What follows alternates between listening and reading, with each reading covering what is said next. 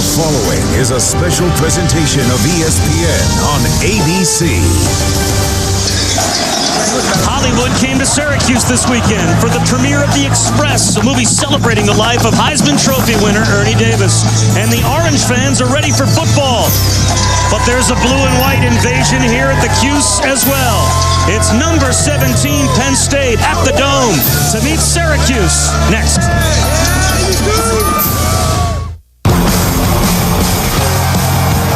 Touchdown Penn State. The Nittany Lions on the board again.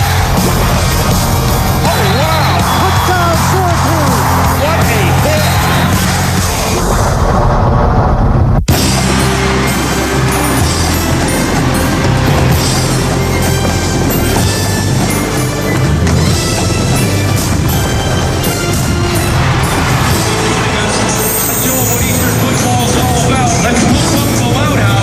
Welcome to college football presented by Best Buy, and we welcome you to the Carrier Dome here in Syracuse, New York. It's an old rivalry brought back to life today. For the first time in 18 years, it's Penn State taking on Syracuse. Hi again, everyone. I'm Bob Wischusen here with Brock Heward. And Brock, Penn State and their fans believe they might be headed back towards the top of the Big Ten after a recent departure. Over the past few years, Penn State football has not been what it was for most of Joe Paterno's career. But if they do make it back to the top of the mountain, it's going to be with a completely different style of football than Penn State fans are used to seeing. It will. Now, defensively, they're a little more traditional. But offensively, throw that whole Big Ten playbook out the door. You will see shotgun. You will see reverses. And you will see three of the most dynamic receivers in all of college football. In fact, those guys on the screen, Butler, Norwood, and Williams, collectively rank second, third, and fifth all-time in receptions in Penn State history. And that's 122 years of history. The quarterback, Darryl Clark, the starter this season, drawing some comparisons to Michael Robinson. Very talented with his arms and his legs. Galen Hall very explicitly told us yesterday, when he's hot, he does everything we ask and more. And today, look for those legs and that arm to be effective. And Joe Paterno told us that he can do pretty much everything. Throw on the run, get out of the pocket, stay in the pocket. He is maturing as a leader. The leadership, though, certainly here in question for Greg Robinson as the head coach of Syracuse. This town sometimes treats this university like a big market would treat a pro football team or even the Orange as a pro basketball team. Now, Greg Robinson wants the community to stick with him. He believes this program is very much on the cusp of turning things back around. I'm not sure if all of Syracuse, though, is behind him. He told us yesterday they hit rock bottom, in his opinion, last year. He also feels, number one, he can dance, which I don't know. But number two, this team has the it factor. They also have three very good running backs, and you will see all of them today. It's the biggest crowd that the Carrier Dome has seen in years. Part of the reason the crowd is as big as it is because Penn State travels so well. And here come the Orange, at least the majority here, are thirsty for an upset. Last year, Penn State was a 3-touchdown underdog and won in Louisville. Could they pull that trick off again today against Penn State? We'll have it for you next.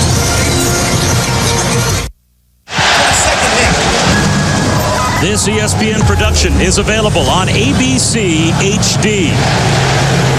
And we welcome you back here inside the Dome in Syracuse, where the atmosphere has been hot since we were able to come inside about 3 hours ago. There were already fans piling in to see number 17, Penn State, take on Syracuse. It is literally hot inside this building, and this once was a very hot rivalry. The first meeting was back in 1922 at the Polo Grounds. Syracuse has actually played no other opponent in their history more than Penn State, but this is the first time since 1990 that these two teams have met, and it's only the 5th time that Penn State has played Syracuse here at the Carrier Dome. And Joe Paterno in his 43rd year on the sidelines at Penn State, a 5-time National Coach of the Year, a pair of national titles back in the 80s. and was inducted into the College Football Hall of Fame last year. On the other side, literally and figuratively, is Greg Robinson. Only 7 wins in 4 years here at Syracuse. 2-19 in the Big East. And out of the 30 losses, Brock, under Greg Robinson, 15 losses have been by 3 touchdowns or more. So there's not much evidence to suggest that that turnaround is coming. We'll see. Syracuse won the toss and deferred to the second half. So Derek Williams will receive. Penn State will start with the ball, and Williams with a crease and good field position out to the 34-yard line. And to add just a little substance to what you were talking about with Greg Robinson, 0-2 this year, including a very tough loss last week in this very dome to Akron, 42-28.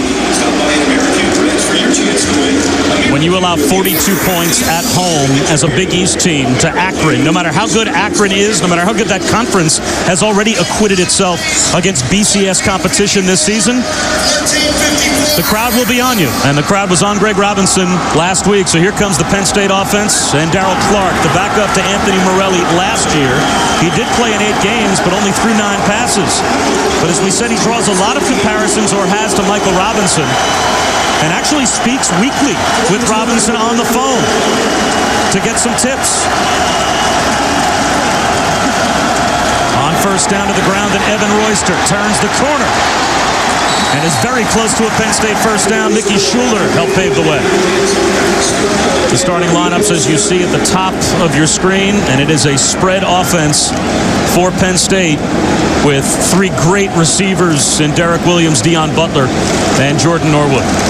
Galen Hall cringed just a bit when you mentioned spread, because they do so many things, and spread is such a popular term that you hear thrown about high school and college football. You will still see, as he did on that last play, some power football out of Penn State. Already lining up in the shotgun is Clark, going empty on second down and short.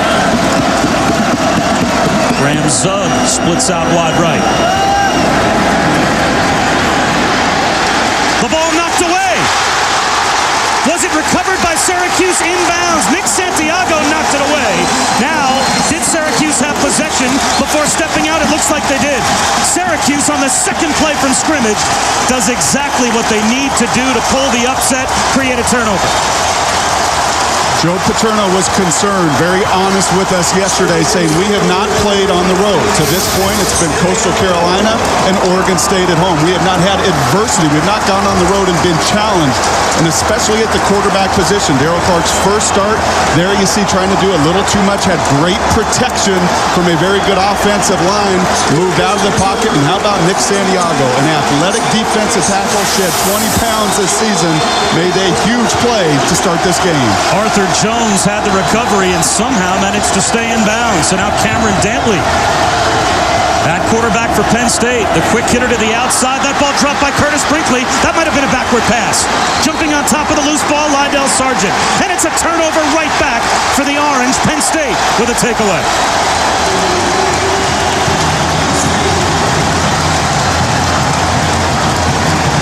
When you hit rock bottom as a program, and Greg Robinson told us they did that last year, this is what happens with rock bottom football teams. You make a huge turnover. You get this crowd into the football game. You throw the simplest pass in your playbook, a simple smoke route to your wide receiver. What happens? Fumble. Now all that momentum right back to Penn State.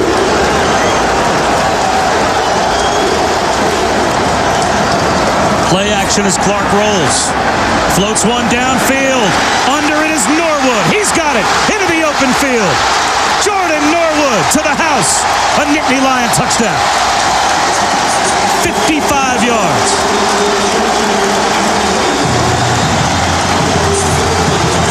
Wow.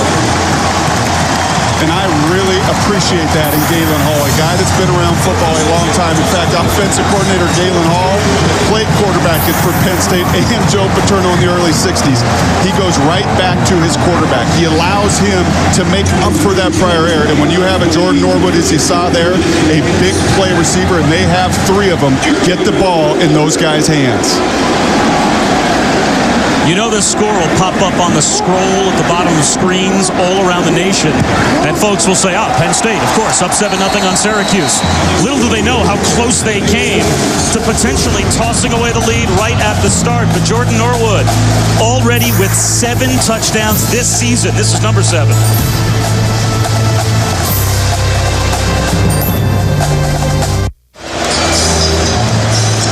College football presented by Best Buy here at Syracuse. It's hard to imagine more happening in the first minute and 20 seconds of a game. We've had 5 plays, 2 turnovers, and a Penn State touchdown. Just as they drew it up, right? Team script their first 15 plays. You don't think that was in the script for either team? Joe Paterno a moment ago was in the ear of Darryl Clark, and you wonder if he was complimenting him on the touchdown pass or maybe yelling at him to protect the ball next time so the turnover never happens in the first place. Kevin Kelly sends it deep. Max Suter will bring it out. Out to about the 23-yard line. Brought down by Navarro Bowman. Back to the touchdown. What you're going to see here, and this is the battle that Derek Jackson and Greg Robinson are going to play today. How much do I get into one-on-one situations with these 3 wide receivers? And on that touchdown, you're going to see right here, Nico Scott, Jordan Norwood, one-on-one matchup. If that's the case, then these guys up front at the line of scrimmage got to get some pressure. You see every one of those D linemen locked up. Norwood runs a beautiful corner route, and there you see the body control. You're going to see that all day long from Jordan Norwood. A huge touchdown to open the game. He already has 7 touchdowns this season, and Penn State's offense is averaging 55 points per game. So Cameron Dantley will need to make some plays happen today for his team to have a chance, and throws that one away. Frankly, a little surprised here with the game plan. We talked yesterday to the staff of Syracuse, and Mitch Browning, the offensive coordinator, he felt like they needed to control the line of scrimmage. He didn't want to put too much on Cameron Dantley's plate. They come out 2 passes, 0 for 2. Not the start you want. And Cameron last week had a great start in that Akron game. They lose 42-28, but he did throw 3 touchdown passes and has built some momentum for this offense. Greg Robinson said that when he got the job here at Syracuse, the first hire he wanted to make was Mitch Browning, and he was finally available this year. On 2nd and 10, a low throw handled by Brinkley for maybe 2 yards. Josh Hull brought him down. So now it's 3rd down and long. One of the reasons they may be throwing the ball, you look at that last overhead shot of Penn State, they're going to get 8 people in the box. They know the strength of Syracuse and what they do, and what they've done this year is run the ball very well with 3 running backs. So they're going to Mark Rubin down in that box like that last play and force them to throw, as they've done on the first 3 plays. Again, the starting lineup's at the top of your screen, and it's great size on the defensive line and not even much depth on that defensive line for Penn State, and already that size pays off as Odrick trips up Brinkley. Syracuse tried the draw on 3rd and 9 and picked up a yard. And that's not a good sign for Syracuse offensively. 3rd downs this year, just 6 of 23. That's 26%, a real Achilles heel these first 2 weeks. And there you see Jared Odrick, a terrific football player. They've lost a lot of defensive linemen. We'll go through that as this game goes on. But the steady and force has been 91 in the middle of that defense. Rob Long set to punt. Gets it away. Derek Williams calls for a fair catch and is run into. A clear flag as Syracuse jumps on top of the loose ball. But this will give Penn State great field position as Mike Holmes buries Derek Williams and gave him no chance to field the punt. So Penn State will probably have the ball depending on where the spot foul is called near their own 40-yard line.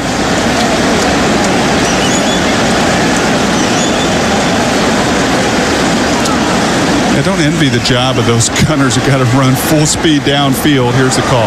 Kick catch interference with contact. Number 35. 15-yard penalty from the spot of the foul. First down. Especially when you have a returner like Derek Williams. And we highlighted those 3 receivers in the opening. Derek, you will see do everything. You will see him punt return. You'll see him kick return. In fact, had a kickoff return for a touchdown week 1 against Coastal Carolina. And when you're running down there full speed, and you know Mike Holmes, a young guy, is thinking, I got to do everything I can to make this tackle. Tough to control that body, but you have to do that. Back to the offense, and Royster for Penn State, close to midfield before he's gang tackled. A gain of 5. Smith making the tackle for Syracuse. You'll remember what Jake Flaherty, the middle linebacker for Syracuse, said to us yesterday. He said, we have to start fast. We're going to have a great crowd. It's a big weekend. A lot going on in the city of Syracuse. Penn State, the rivalry. We have to start fast. If they're going to start fast now, they have to get a stop on this drive.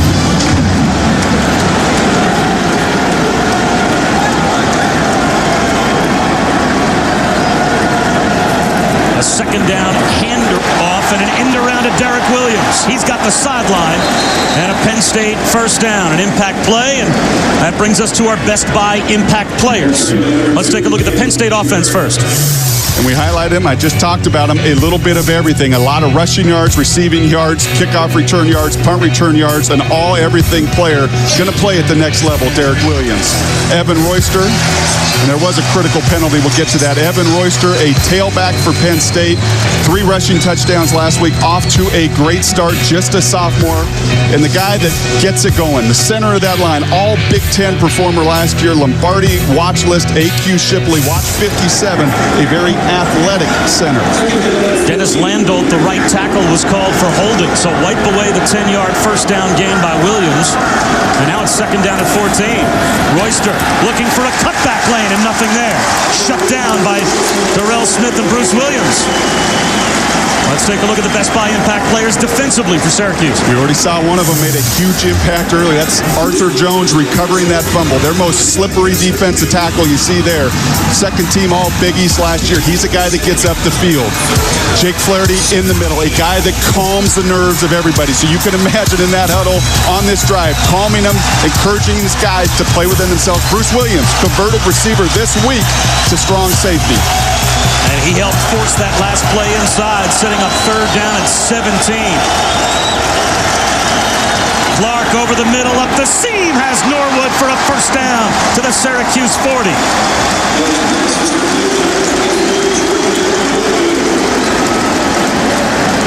How about that throw and catch? And look at Norwood again. He's the guy that will move inside. Williams and Butler will play on the outside. You see Williams in the middle of the field working that zone. And how about that clutch throw on 3rd and long by Darrell Clark? Getting hit. The guy we highlighted, Arthur Jones, gets in there, gets into his hip. But the strength of Darrell Clark to deliver to a senior star wide receiver. Actually a little bit below the hip, down on the knee. That's a big boy popping up. A little slow coming away from center was Clark. Flips it far side, knocked away from Williams. Nice coverage underneath by Darrell Smith. He had his first career interception last week against Akron. Actually was a linebacker that moved to running back and then back to linebacker. Another penalty was called, though, against Penn State. Derek Jackson, the co-defensive coordinator, along with Greg Robinson. They shared defensive coordinator responsibilities. Still first down. So it's illegal formation. Only 6 men on the line for Penn State. Rather than take the down and make it second down and 10, Syracuse will take the yardage. So it's 1st and 15 just inside the Syracuse 45-yard line.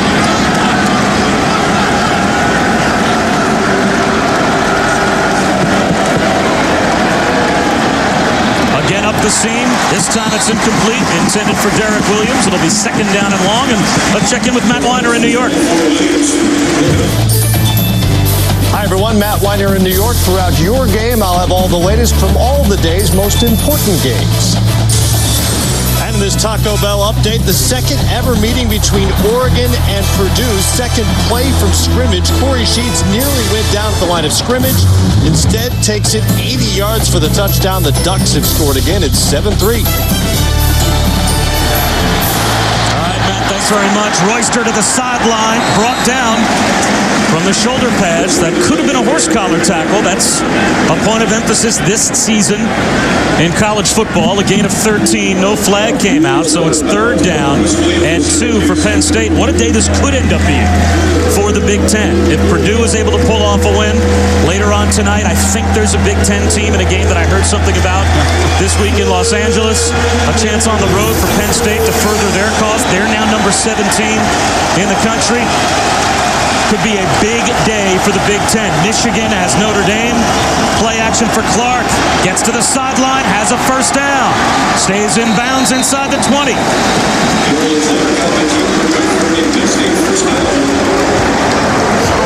We talked about some of the struggles of Syracuse offensively on third down. On the flip side, Penn State has been brilliant in their first two games, moving those chains. And how about Syracuse defensively this year? 15 of 25 been converted against on third down. They could not get off the field last week. 2 opportunities thus far today, and can't find a way to stop those chains.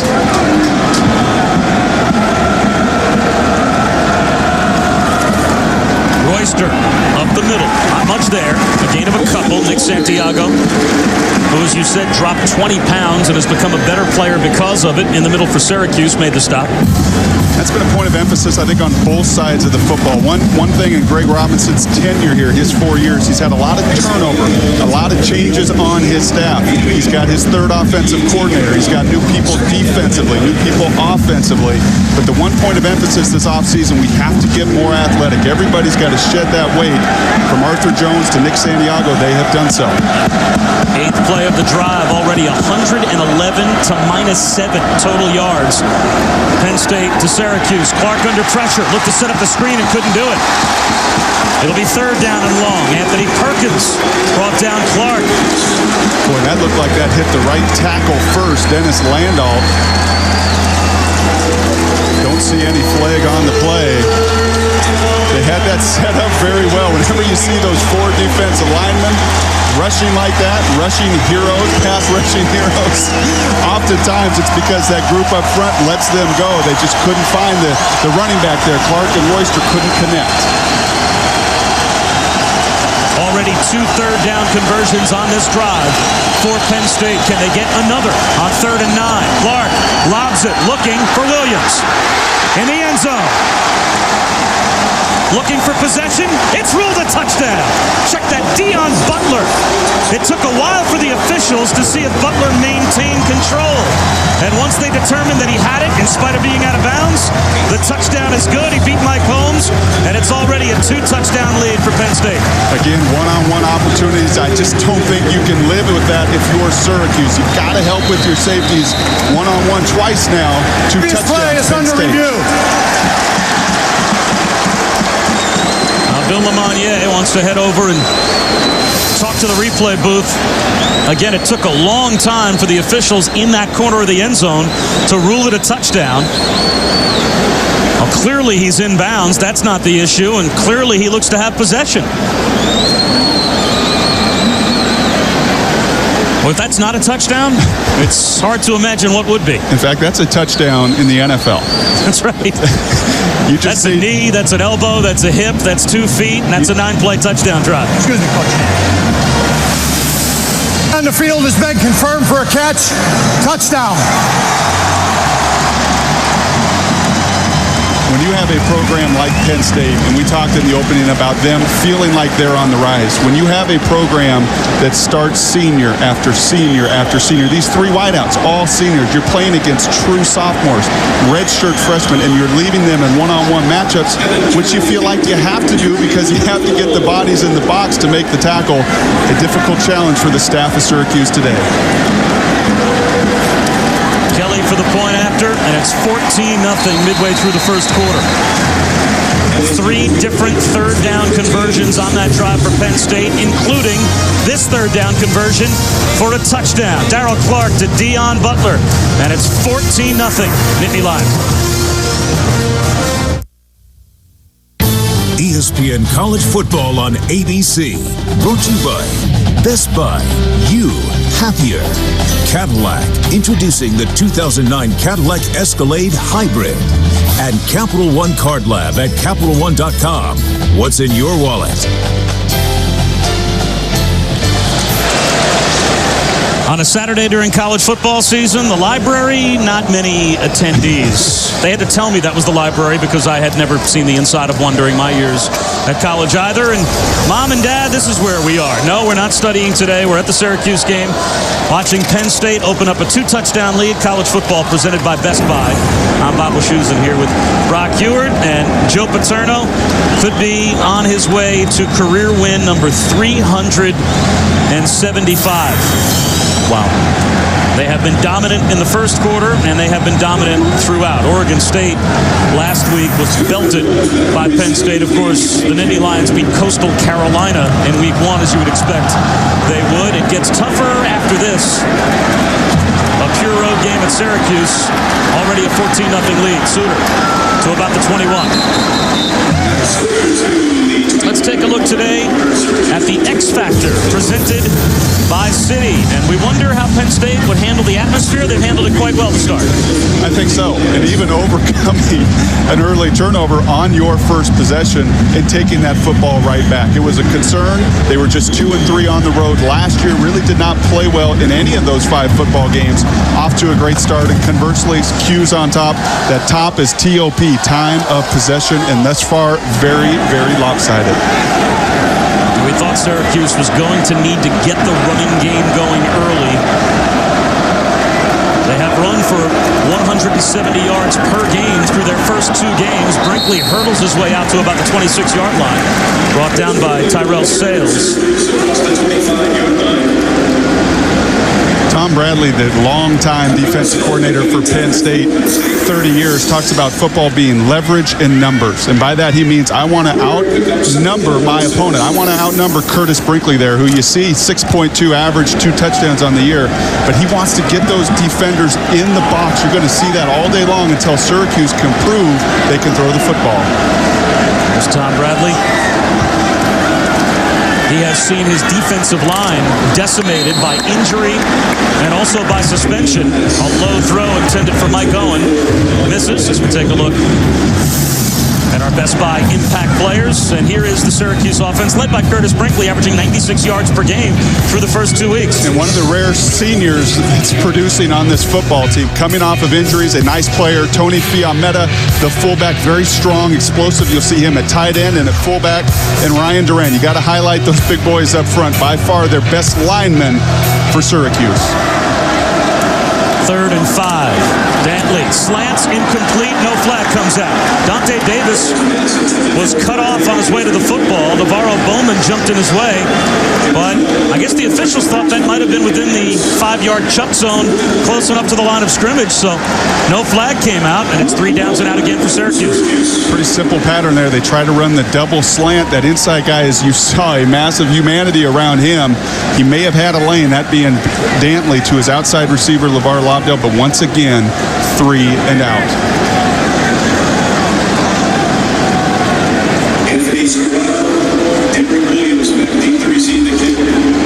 Rob Long on to punt once again. And gets away a nice high kick that is floating to Derek Williams.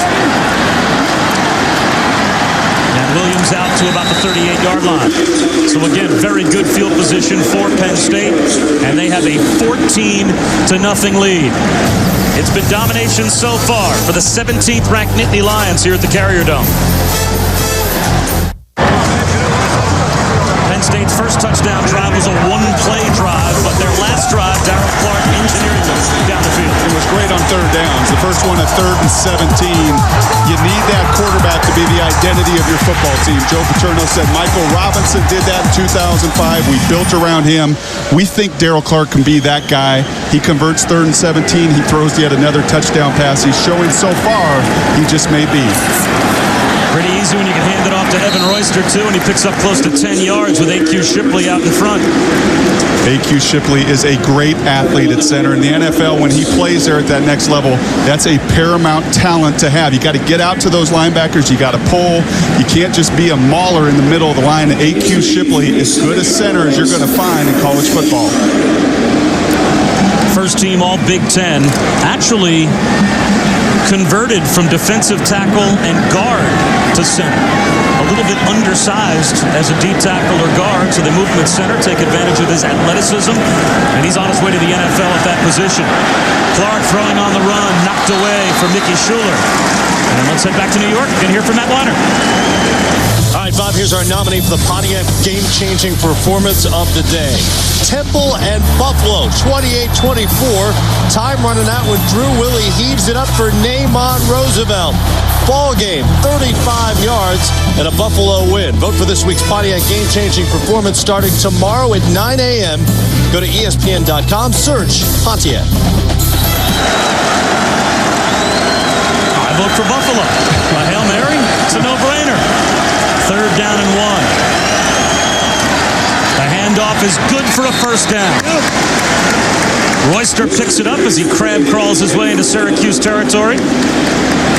Penn State has been flawless on 3rd down here in the opening quarter, and their offensive line has been about as flawless as you could be so far this season. When you have 3 redshirt seniors, 3 guys 5th year, been together, Galen Hall said they're tough. They've developed an identity.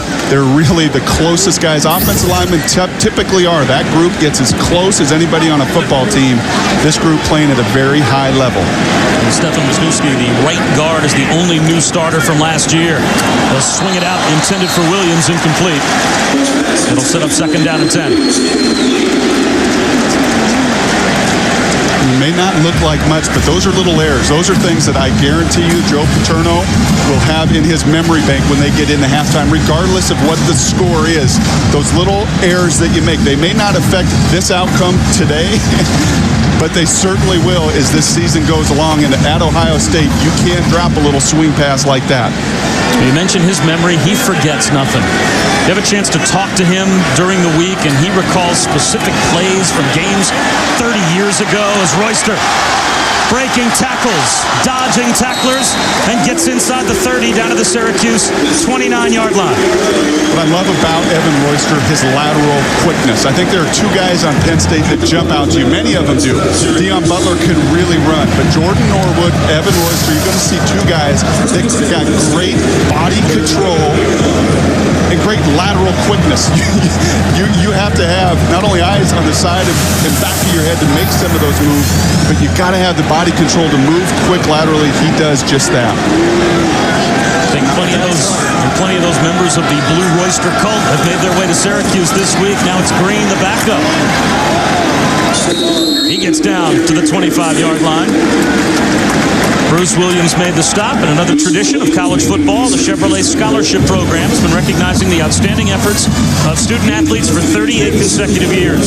Near the conclusion of today's game, we'll select a Chevrolet Player of the Game from each team, and Chevrolet will make a $1,000 contribution to each university's General Scholarship Fund. A lot of guys breathing hard for Syracuse there. That defense already on the field an awful lot in this first quarter.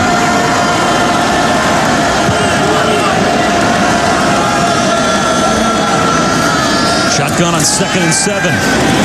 Again, to the flat to Williams. Down the sideline. First down, Penn State. Speed, athleticism, dynamic playmakers. It's just rather remarkable. In the last 2 years, Penn State's played 120-plus years of college football. The last 2, these 3 wideouts, all of them 40-plus catches a year. And when you got an athlete like that, and Galen Hall does a great job of getting the football in very simple ways. Get those guys in front, give Derek Williams some space, and he's going to make something happen. Now you've got Evan Royster and Derek Williams both in the backfield flanking Darrell Clark.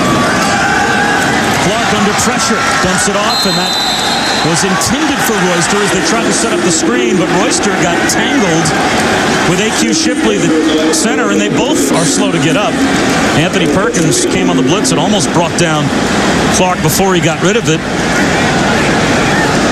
And Galen Hall's up in the booth playing a video game.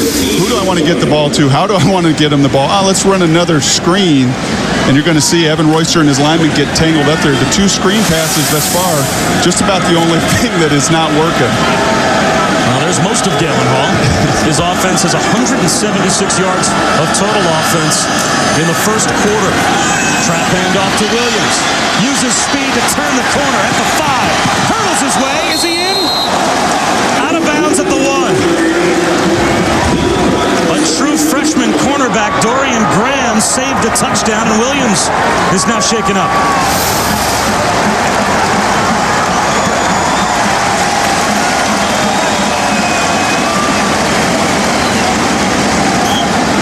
I don't know if the officials are going to review this play. I think he may have stepped out at the 5. The ball is marked inside the 1. I'm not also sure if someone upstairs right there with the left foot in the Syracuse booth might alert the sideline. Oh, I think you're right. I think there's no doubt about it. Right there, he's going to step out of bounds. They're not stopping play. Instead, Royster is the tailback. It's a handoff to the fullback, Dan Lawler, and he's in for another Penn State touchdown.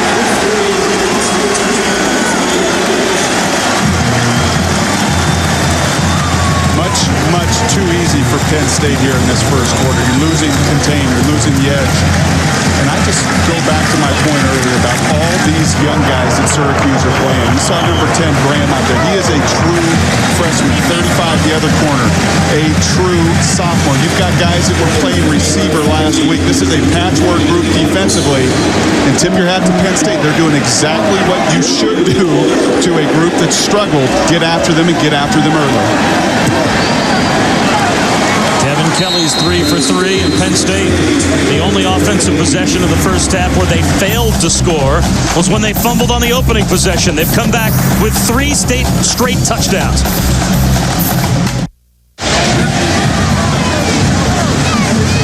Well, Greg Robinson's team right now probably feels as if they are as far away from a national championship as a program in college football could be. And the Syracuse fans this season and last have been letting him hear about it.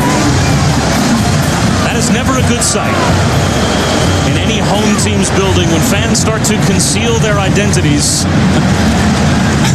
That is not what you're looking for. But there are 2 teams playing later on tonight that both have a very realistic shot at a national championship, as Kelly will kick it off once again. And it floats down to Mike Holmes at the goal line. Holmes out to about the 29-yard line before he's tripped up, and those 2 teams looking potentially at a national title. We'll meet tonight. It's number 1 against number 5, Pete Carroll and USC, taking on Jim Tressel's Buckeyes. Saturday Night Football presented by Southwest Airlines at 8 Eastern right here on ABC tonight. It's Ohio State and USC. I think the one thing you also don't want to see is some arguing there on the sidelines of your coaching staff. You saw Greg Robinson, and that happens when you're struggling and things aren't going your way. You got to keep your composure. Along Carter, right into the heart of that Penn State defense for 2 yards. Josh Gaines made the stop, and this is, Brock, a very thin, in terms of depth now at this point, defensive line for Penn State. They're without Jerome Hayes, of course. He had that season-ending knee injury against Oregon State, and tearing the ACL was a devastating injury for his teammates to deal with. They're without Sean Lee, obviously, at linebacker, and Maurice Evans and Abe Caroma are still on suspension because of an incident where marijuana was found in their apartment a couple of weeks ago. So that front 7 has taken a lot of hits. But they are standing tall against Syracuse today. Tyrell Sales and Josh Hull combine on the stop. Maybe a half-yard gain. And once again for Syracuse, it's 3rd down and 8. You know, on the flip side, you had Galen Hall. We talked about it. It's a video game. He can dial up whatever he wants. On the flip side, you see Mitch Browning, a guy that is a run-first coach. And you get in the hole 21-0, it becomes awfully difficult to call plays up in that booth. 3rd down and 8.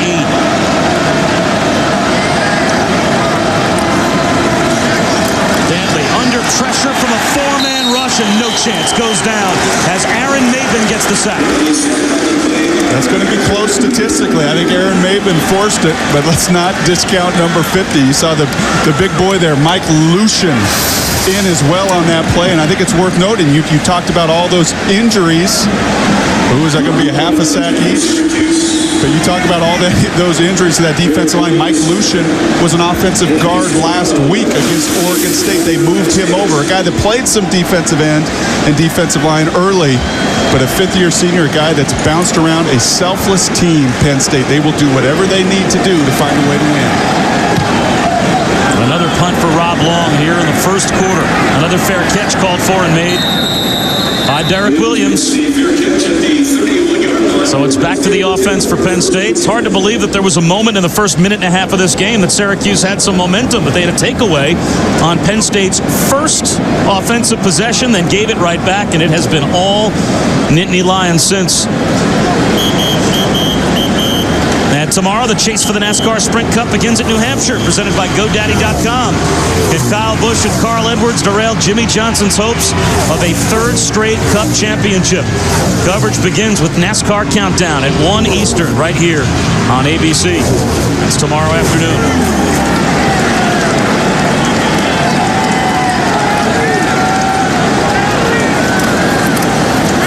For Clark on first down. Well protected down the sideline. Williams has it go right through his hands. And what do you see? You see one-on-one. I credit Greg Robinson. He's sticking to his plan of keeping those bodies in the box. You have to do that. It's pick your poison. What are you going to do? Are you going to let them just run for 8, 9, 10 yards by playing too deep? Or are you going to just try to stack that box, leave those one-on-one matchups, and hope that they either drop the ball or overthrow it? It's about the only thing that stopped Penn State offensively thus far. 190 to -5 yards of total offense. And this time Royster is brought down at the line, so it'll be third down and long, maybe gained a half yard. Anthony Perkins made the stop. And that should take us to the end of the first quarter. And take us to another third down where Penn State 4 of 4 in this first quarter. They were 3 for 3 on their last touchdown drive. Joe Pa liked that first 15 minutes of football. I don't think he's going to smile and show. I don't think he liked the first 30 seconds, but he liked the next 14 and a half minutes after that. Syracuse was ready at the start, but the Nittany Lions took their heart early on. And after one quarter of play, it's 21-0 Penn State.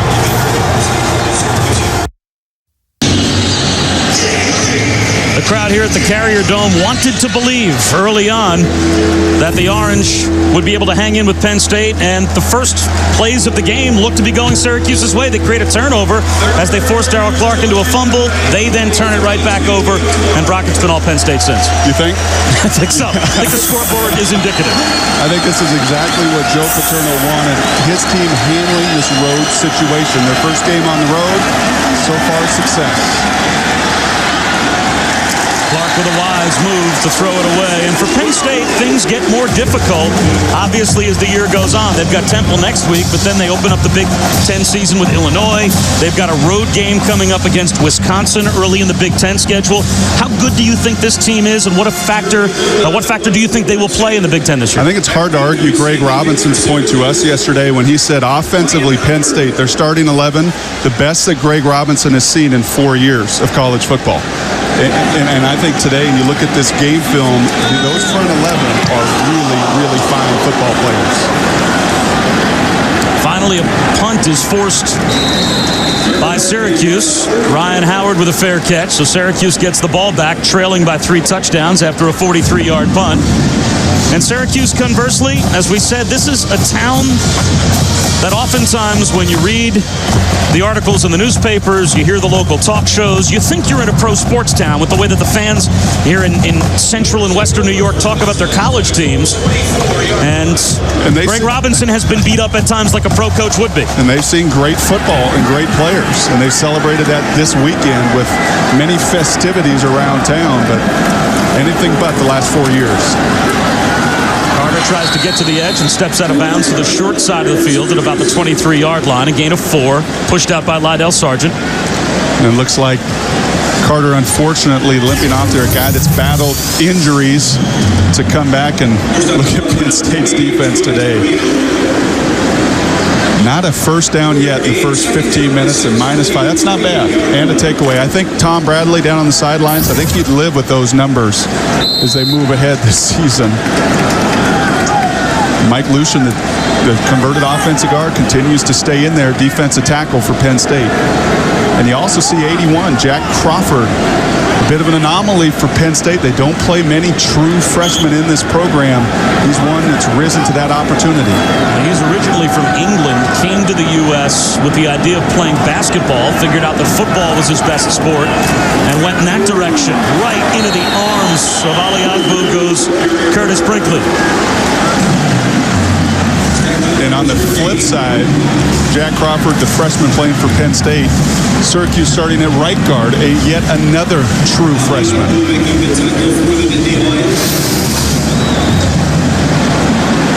And that's Nick Lepic, 72 there, the right guard, that does not a bad job of hunting up Josh Hole, the linebacker, but just too much penetration, just physically too big and too strong up front is Penn State for Syracuse. Now it's Doug Hogan at tailback on 3rd down and 6. Dantley floats it down the sideline, a jump ball incomplete. Dante Davis, the intended receiver, but it may have been tipped by Lydell Sargent. Penn State does not do a lot defensively. You don't see a lot of movement. I don't think we've seen a blitz today. They line up, they play football. Tom Bradley believes in that principle. He wants his guys to play fast. He wants them to know what they're doing so they can attack and react. And yet again, another struggle on 3rd down for Syracuse. And you talk about football players, I like that guy. Not just because of number 7, which I tend to like as well. But Anthony Scarrato is a tremendous football player. We haven't even got to mention his name in this first quarter. They haven't gotten to him yet. The secondary's been as clean as could be. Williams with a flag down. Comes up just shy of midfield. Syracuse is not even averaging 3 plays per drive. They've had 5 offensive possessions here in the first half and have only run 13 plays. And in my opinion, you have to start illegal block in the back on the return. Number 13, 10 yards from the spot of the foul. First down. We'll get into that after the break. Well, Penn State is a 21-0 lead. But coming up, if you were in Syracuse last night, you might have thought you were in Hollywood. The Express was premiered and the stars came out. Syracuse's former sporting legends and movie stars of the Express as well. We'll talk to Dennis Quaid next. It was a movie premiere weekend at Syracuse this weekend. Ernie Davis, the 1961 Heisman Trophy winner and a legend at Syracuse football, was immortalized in the movie The Express. His coach was Ben Schwartzwalder, who I believe we're now standing next to.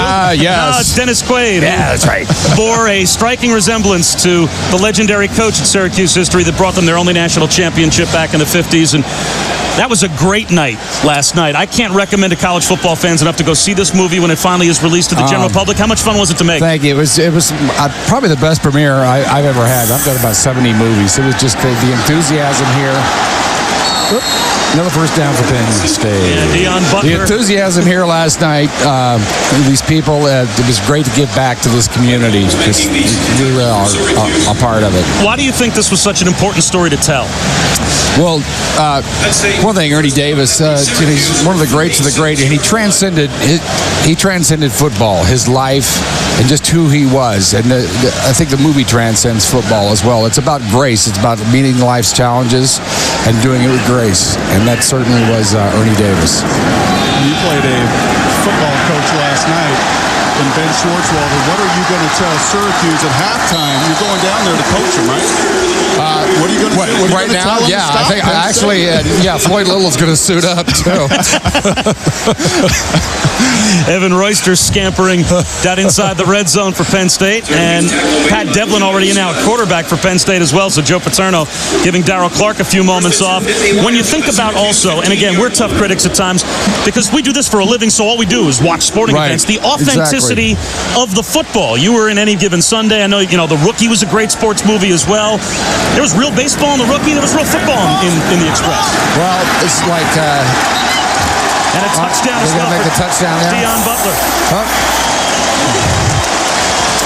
Well, that's the deal. It just, it has to look right. Doesn't mean, I'm never going to be a football player or throw a ball 98 miles an hour. I just want it to look like I can. You know what I mean? Right. And Alan Graff, who did all the choreography and directed all the football scenes, you got to hand it to him. He's one of the greats. 3 plays, 70 yards. Pat Devlin, Deion Butler. Coach Schwartzwalder, it's not looking good at 28-0. I think he'd be a little miffed. You think? You want to tell folks? I don't think I'd go near their locker room. Well, Coach, why don't you tell folks when the movie will be released to the rest of the public? It's coming out, I think it's October 10th or 11th. It's coming out nationwide, and it'll be in a lot of theaters. Please go see it. You'll be glad you did. Thanks so much for the time. We appreciate it. Dennis Thank Quaid, you so much. Joining us here.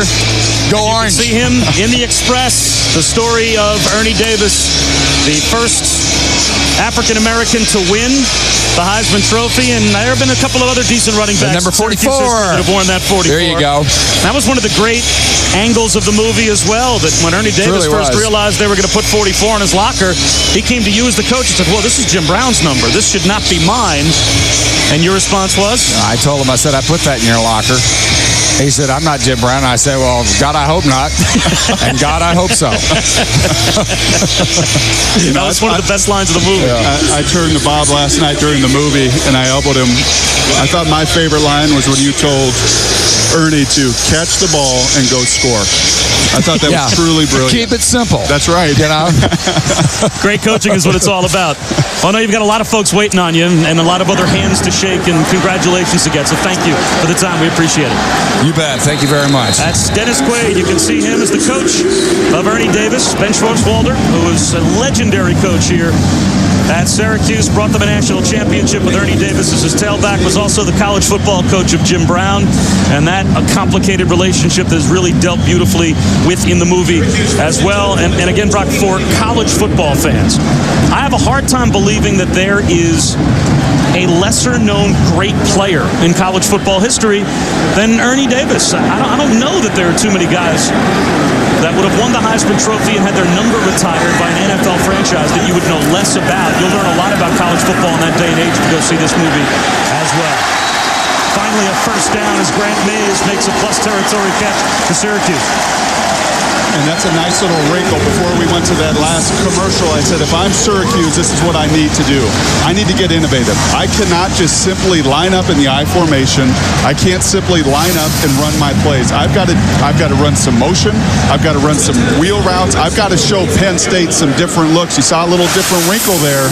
And that's a first down, one of the first of the football game, the first for Syracuse. Pass underneath intended for Dante Davis, and Cameron Dantley may have simply thrown that one too hard. I think you're right, and probably a little surprised that he had the time he did. Jared Odrick comes in and kisses him a little bit to the ground. A little too much mustard. That's one thing Dantley got. I don't know. He told us he had a nice jumper, too. I asked him how his turnaround compared to his dad, Adrian. But I'll tell you what he does have. He has a rocket arm. He really throws a nice football. Those little short routes to those receivers that are a little blind with the line of scrimmage, got to put just a bit more touch on the football.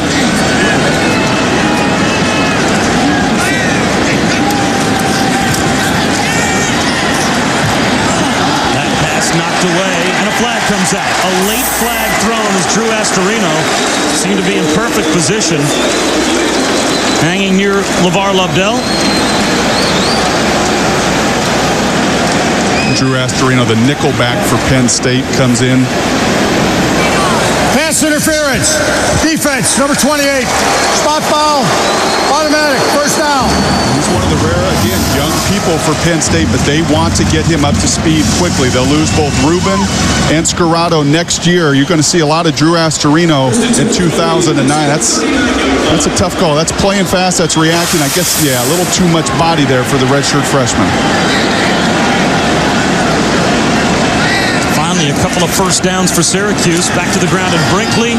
And boy, that is like running into a white brick wall.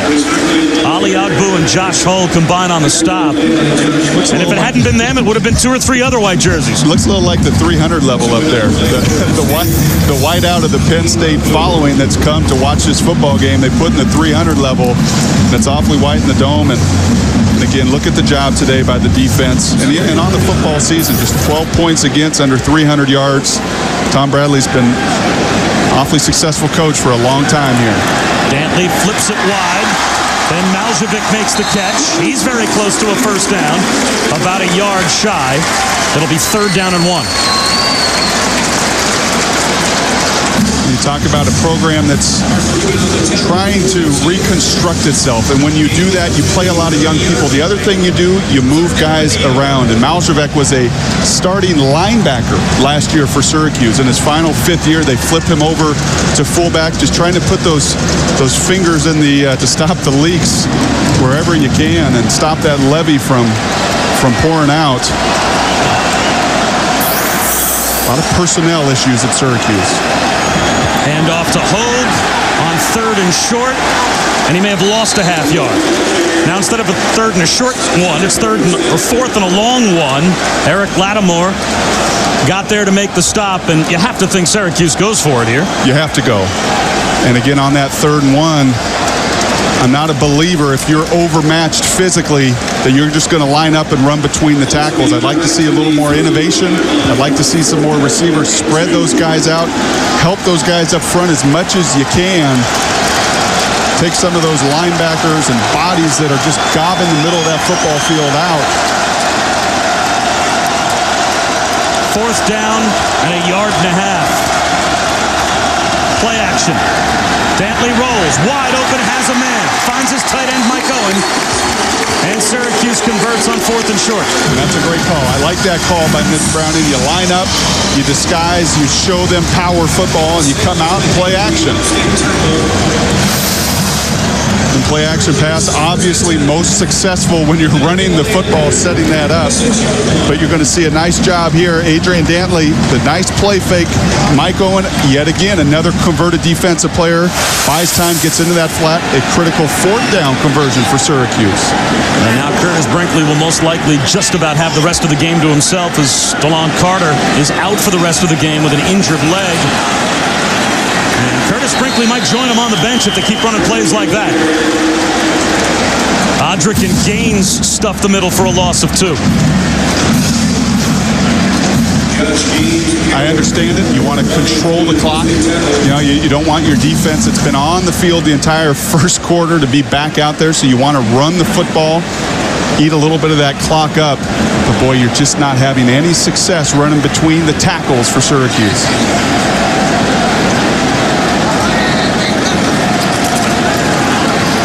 2nd down and 11, and tripping and falling was Marcus Sales as he tried to come out of his break. So now it's 3rd down and 11. Well, Brock, if you're in a position as an offensive coordinator where you know we simply cannot run between the guards or between the tackles against this team, what do you do formation-wise, strategically, with different personnel, even if you want to run the ball to try and get some kind of a running game going when I formation, running up the middle just doesn't work? And you're going to see it right here. We saw the personnel run on the football field, a lot of wide receivers. But the challenge for Syracuse, these wide receivers are all true freshmen, including Marcus Sales, who fell down on that 2nd down play. A real conundrum for Mitch Browning, that offensive coordinator of Syracuse. 9th play of the drive. Here comes the blitz. Dantley over the middle and a drop. Mike Owen had it right in his stomach at the 15-yard line and couldn't hold on. And Syracuse will now have to settle for a field goal attempt. They're now 0 for 6 on 3rd down. You see the anguish on the faces of a lot of the orange shirts in the Carrier Dome today. Great job, Adrian Dantley, feeling that pressure, stepping up. Mike Owen available, made himself available, showed his numbers, just did not finish on that 3rd down play. 44-yard field goal attempt for Patrick Shadle. He is a career 77% kicker. Just to get Syracuse on the board.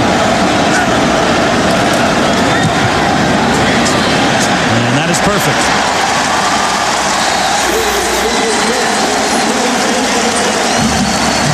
almost a little sarcasm in the cheer from the fans here at the Carrier Dome as the Orange now trail 28-3.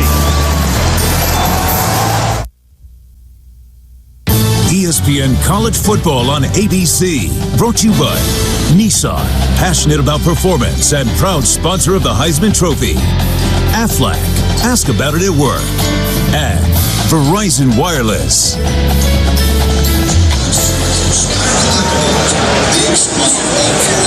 44 is the number in Syracuse football history. Not only worn by Ernie Davis when he won the Heisman Trophy, followed up by Floyd Little, who was the successor to Davis here at Syracuse, another legendary running back that had a long NFL career. And, of course, the greatest of the great, Jim Brown, who preceded both Little and Davis here with the Orange, wearing number 44. He also played for Ben Schwartzwelder, who is portrayed in the movie The Express about Ernie Davis by Dennis Quaid, who was kind enough to join us a short time ago.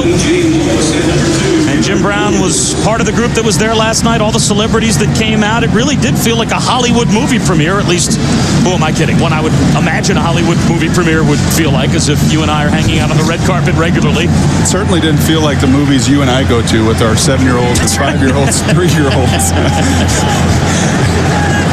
I'd never been to a movie with cheering during the movie. Yeah, when I leave, Meet the Robinsons with popcorn in my hair, you're right, it's a little different. A.J. Wallace on the return.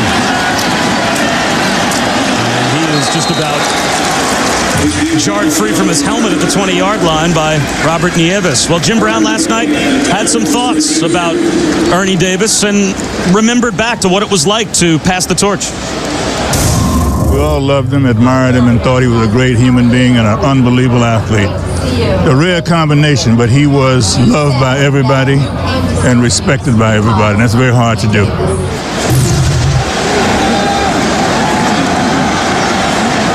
That was one thing that came through last night, as much as anything did, from the feeling around Ernie Davis, was what he meant to his family in Syracuse as a person. He seemed, if the portrayal was accurate, and all of the folks last night that knew Ernie Davis back in his playing days, Brock seemed to back up that it was a very accurate portrayal, that he was a very special individual. And for a young guy like myself who wasn't around and didn't watch college football, wasn't even born in the 60s, it was a great portrayal. It was a great historical lesson of a terrific football player and a terrific person off the field. And the way I think he handled his life circumstances were conveyed beautifully last night.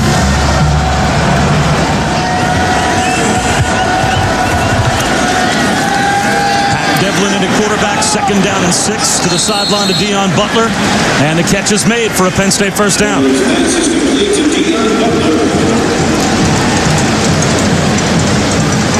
We actually were able to dig up some archival footage of one of college football's all-time greats, Ernie Davis, who played at Syracuse from 1959 through 1961, the first African-American to be awarded the Heisman Trophy. Won it in 1961. As a sophomore in 1959, led the Orange to their first and only national title and was tragically diagnosed with leukemia only 2 years after leaving Syracuse, and passed away before he was ever able to play a game for the Cleveland Browns in the NFL. And the Cleveland Browns retired his number, in spite of the fact that he never actually appeared on the field. And I believe it was 45 that he was wearing for Cleveland. But 44, of course, was the number that he and Jim Brown wore here at Syracuse. So how about that? You never play a game for a team in the NFL and you have your number retired. Again, just think that speaks to the person that he was as well as the football player. Here comes the blitz from Syracuse. Devlin stands in and delivers a strike for a first down. Graham Zug makes the catch, and let's go to New York and check in with Matt Weiner. All right, Bob, the Sports Center right now is presented by Vizio. Damage to Houston's Reliance Stadium from hurricane, now Tropical Storm Ike, is likely to lead to a postponement of the Ravens-Texans game currently scheduled for Monday night. Meanwhile, Astros officials say Minute Maid Park did not suffer significant damage due to the storm, but it hasn't been decided if the Astros and Cubs will play their scheduled weekend series at all.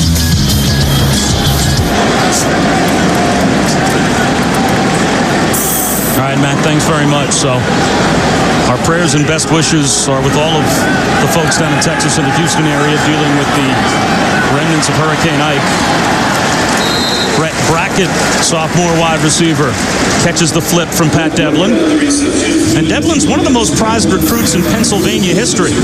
He has arrived and was in a battle with Darryl Clark that Clark won coming out of camp, but Devlin, who played in 3 games as a redshirt freshman, was the Gatorade Player of the Year in Pennsylvania.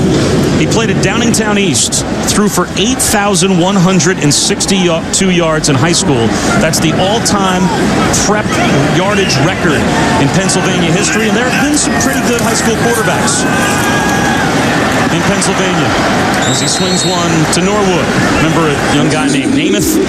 Played high school football in Pennsylvania. I think there was a guy named Marino, Montana. A couple of those names jump to mind. How about that? You're ahead of all those guys in the record books. And they're very honest with us. They really felt like coming out of spring football and fall camp, I don't think, a lot of times you hear coaches say, well, it was a close competition and we really got 2 number 1s, but I really think they believe that. They really like Pat Devlin. Darryl Clark just maybe brings a few more tools to college football than Pat Devlin does.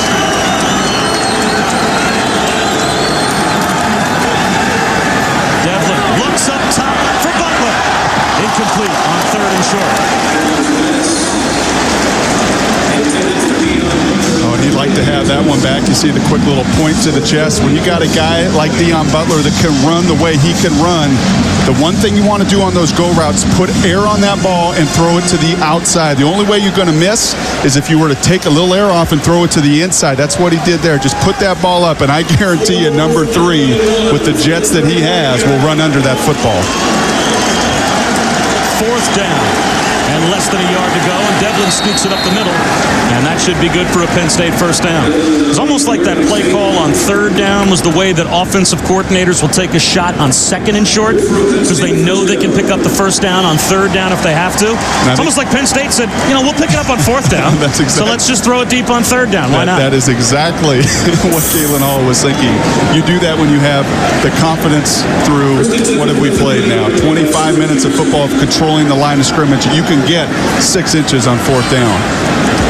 Only 2 first-half first downs for Syracuse, and 1 was because of a Penn State penalty. Devlin, well protected, underthrows his man, looking for Derek Williams. Let's take a look at our Aflac trivia question. What was the last BCS championship game that neither Ohio State nor USC played in? I think they've played in the last 6, at least one or the other. I think we have to go back 7 years. I'm going Pat Devlin's jersey number. I think you're right. Syracuse defensive men miss left and right and weaves his way close to another Penn State first down. The helmets are flying, and that's disappointing there for Jared Kimmel, a defensive end that they like, that's prototypical in his size and his strength. Number 90 there had his arms around Stephon Green, but credit Stephon Green, a powerful guy. Again, another highly rated running back, a highly rated recruit for Penn State, running through that tackle and running for yet another first down. Now it's the sophomore Brent Carter in the tailback. Instead, it's an end around to Norwood. He'll throw it and underthrows Butler. Deion Butler was wide open in the end zone. And Jordan Norwood's hearing about it from that Penn State sideline as they know they had the play. And that's scripted about as well as you can script it. And that's a little bit of a wrinkle. And you see Mike McQuarrie there. He did not like that, the former quarterback for Penn State. When you have a receiver that open, again, just like Pat Devlin, throw that ball out there. Let him go and run underneath it. And surprisingly, Derek Williams, normally the guy that runs those plays. He's a guy that was a quarterback in high school that has a great arm. So I think they're just giving a little love to Jordan Norwood there, and they couldn't connect. A pitch out to Green. Inside the 25, a gain of about 4. It'll be 3rd down and 6. Vincenzo Giruzzi made the stop. And Kevin Scott there as well. see the body language, again, of Syracuse defensively, the hands on the hips, and we can see it from the press box. And this is a great press box. I think the best one I've ever been in. We're right on top of this football field, but you see those bellies sucking in and out like you do for Syracuse. We've got to find a way to get off the field. I believe the 13th play of this drive for Penn State.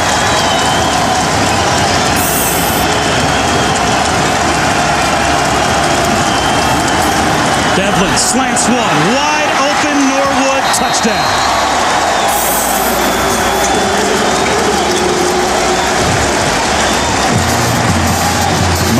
Much too easy, and that's Jordan Norwood on Darian Graham, a true freshman for Syracuse.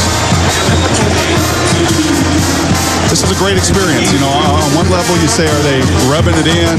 Are they being a little rinky-dinky? Why do they got to throw receiver routes to the receivers? I don't think so. I think this is a great opportunity in the first half of football. Now, this is the fourth quarter. That's a different, whole different set of circumstances.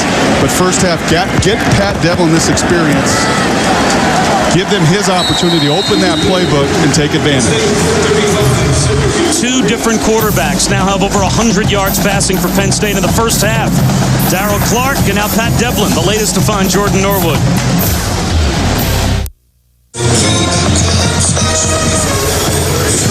College football presented by Best Buy. Number 17, Penn State making a statement against Syracuse today. 35-3 here in the first half.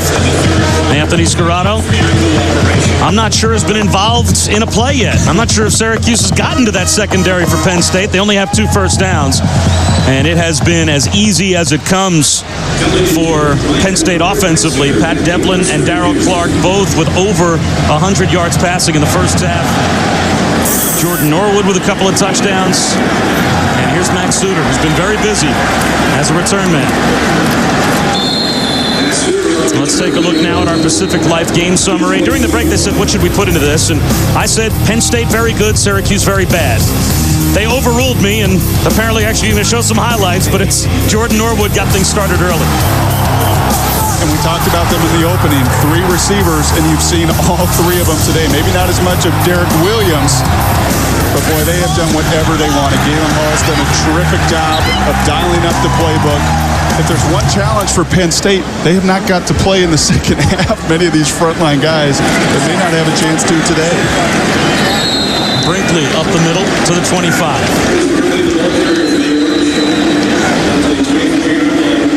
And a timeout will be called, I believe, by Penn State.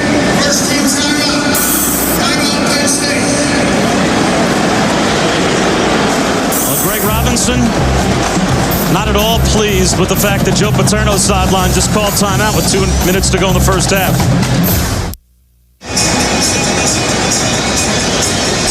Penn State just called their first timeout with 2:15 to go before halftime, and Greg Robinson did not look at all pleased with the fact, kind of a "you've got to be kidding me" look on his face after Curtis Brinkley picked up 4 yards, but the Penn State sideline called timeout. Now let's see what they do here on second down. Curtis Brinkley is the tailback on second down and 6. A quick hitch.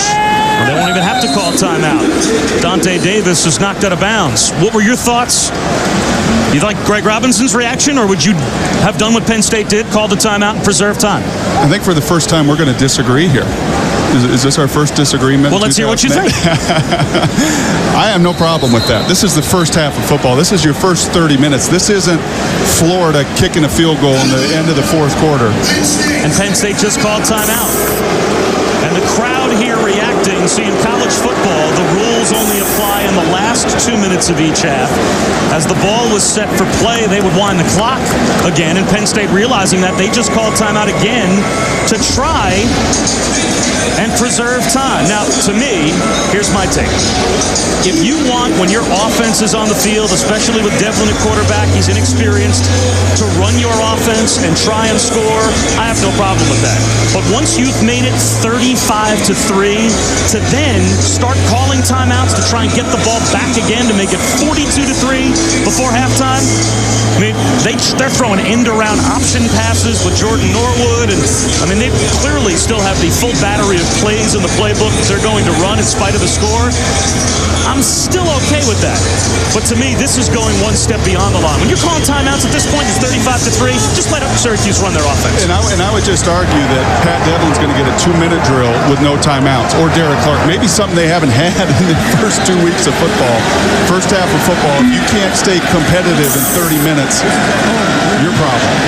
Dantley's pass is batted down, and the punting unit will have to come out for Syracuse. Josh Gaines knocked it down, so it will be just about exactly the 2-minute drill that will be run either by Clark or Devlin, whoever they decide to put in at quarterback for the closing moments here in the first half. To me, it's too much. You've gone over the line. When you start spending your timeouts to try and get the ball back and preserve time, now you are in danger, even in the first half, of being accused of running it up. And the point there is the first half. I guess that's my argument. And it's really a back on Syracuse. If you cannot stay competitive for 30 minutes at home, which they can. They can't. They've shown. They can't today. But it's your problem. Good kick. Scarrato back to his 15-yard line.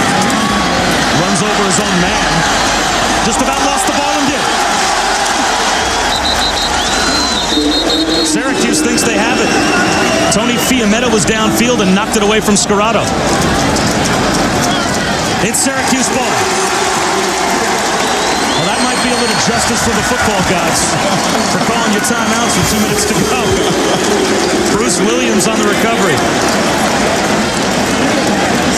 We talked about Scarrato not getting a chance. A beautiful job by Fiammetta getting his hands in. He's not quitting. He's a fifth-year senior. He's a guy that Greg Robinson feels like could play at the next level of football. Does a great job of digging in, and now can they make something out of this turnover, unlike the first play of the game? Well, they've got all the time in the world thanks to Penn State calling their timeouts. They can run whatever they want with 1:47 to go. A little flip screen to Brinkley. And he is out of bounds inside the 30. Lost a couple of yards. Josh Gaines again on the stop. And we asked you our question earlier. Our Aflac trivia question, the last BCS National Championship game that neither Ohio State nor USC played in. And here's the answer. It was 7 years ago, at least was our guess. And it was 2003, LSU and Oklahoma. What, it's only been 5 years? It seems like 20 years since Ohio State and USC. At least one of the two wasn't in that game. Draw to Brinkley. No one fooled. And some boos from the crowd. And that's Jared Odrick. He is just a gifted defensive tackle. And we saw Mike Lucien, the play before, defensive tackle for Penn State, limp off the field. And watch Jared Odrick here, right in the middle of that defensive line. He's going up against a true freshman, and Nick Lepic. That's just a mismatch. That's a fourth-year junior saying, welcome to Big Ten football, true freshman. 3rd down and 12.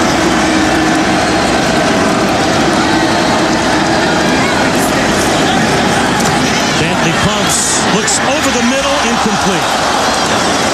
Running underneath, Chaz Servino was the intended receiver. Mark Rubin, though, playing free safety, was the only player anywhere near the football, and he almost had an interception at the goal line. So here comes the field goal unit again for Syracuse.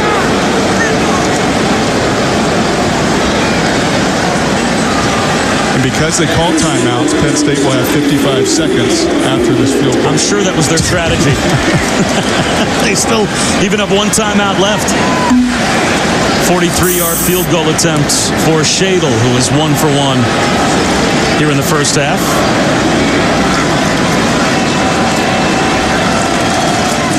Low snap, put down, and Shadle puts it through. So Patrick Shadle with a pair of 40-plus yard field goals. And Syracuse with 6 points on the board with 50 seconds to go before halftime.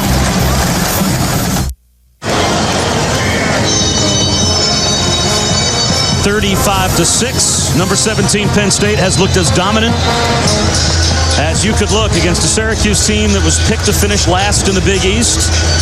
And at least through the first 3 weeks of the season, Brock, it looks like those predictions were accurate. They lost by 20 points at Northwestern in their opening game. and then watched Akron come to the Dome and hang 42 on them last week. This is the second game in a 4-game homestand, and they have been now collectively outscored by Akron and Penn State through the better part of 1.5 halves of football. 77-34. Coming up on the Cooper Tires Halftime Report, John Saunders, Craig James, and Doug Flutie will have scores and highlights from around the country. That's only moments away. It's pretty impressive doing the quick math in your head. That's a lot of points. Mike, I got the abacus out. Did you see that? Darrell Clark looks like he's coming back in at quarterback. You wonder, they're 17th in the country. And is it Coastal Carolina, Oregon State, and Syracuse? Are they that bad? Or is Penn State really this good? We'll find out a few weeks when they've got Illinois, they've got Wisconsin. Eventually they have to go to Ohio State. There will be games this season where we'll find out how good Penn State is, but how good do you think they are? I think they're a really, really good football team. Quick hitter to the outside to Norwood. I think when you have the playmakers that you do, the breadth of that talent, Joe Pa said he's had 2 great receivers here many times, the Joe Jurevicius eras, the Bobby Ingram eras, but to have 3, and they're all seniors, they've all been around, to have that kind of talent makes it very, very difficult for any defense. I don't care who you are, when they spread them out to stop just one facet of it, you're not going to do it. And if they get the quarterback play they've gotten, they're going to be very dangerous offensively. And defensively, who knows? I don't think you defensively know yet when they get in the Big Ten and they see Big Ten offensive lines, how much this debilitated defensive line that's banged up. Now, the frontline guys are tremendous. You've seen that tonight. But when they get into that schedule, I think the defense will have a lot more tests. Well, let me put it to you more simply. Do you think they are BCS bowl game good? Do you think they're contending for the Big Ten good? Or do you think they are, beat Wisconsin, beat Ohio State, and play for the national championship good? Could they be that type of contender? I mean, if you're 17th in the country and you're undefeated, and certainly off a performance like today, they will jump up 3 or 4 spots in the polls. So they'll be knocking on the door of the top 10 with road games eventually against Wisconsin and Ohio State. You win both of those games and go undefeated, you're going to play for the national title. My answer will be exactly what Joe Pa's answer was to us, and that was in the clutch. Can our guys make the play? I know my receivers can, but in the clutch, when Michael Robinson made those plays in 05 and they played in the Orange Bowl, can Darrell Clark make those plays? He hasn't had to do that. He's not going to have to do that today, and they'll take their 3rd and final timeout. Good thing they had that timeout. But in the clutch, does he know enough about his football team and Darrell Clark through 3 weeks to judge that? No, because he will. Darrell Clark will have to make clutch football plays against Ohio State, against Wisconsin. They're going to get and go through adversity they haven't gone through yet. Look at Joe. Look at Joe at 83.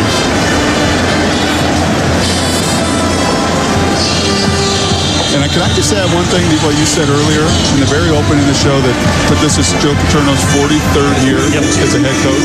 I think what many people don't realize, just like I didn't realize with the Ernie Davis story and the story that he was, I didn't realize that guy was an assistant coach here for 16 years. He's been here since 1950, Joe Paterno. It's his 43rd year as the head coach. That's right. But his 59th year in the program. You start to run down some of the numbers just to put that in perspective. Since he became the head coach at Penn State, there have been 817 Division 1A head coaching changes. 817 guys have been fired or hired since the last time Penn State had a different head coach. He's gone through 8 different U.S. presidents, and some of those 8-year presidents as well, 2 terms. He's had 7 unbeaten and untied seasons. 250-plus players from Penn State have played in the NFL. It's unheard of. Floating one up the seam. As it floats to the sideline, it's knocked away. Williams, the intended receiver, as Clark puts some air under the ball. And Williams tried to run under the deep one. It's 3rd down from the 50-yard line. Mike Holmes there in coverage with 14 seconds to go in the first half. And it would be curious to have been a fly on that sidelines and hear that conversation between Mike McQuarrie, Joe Paterno, and Darrell Clark. I think maybe it was a sense of urgency he wanted to see.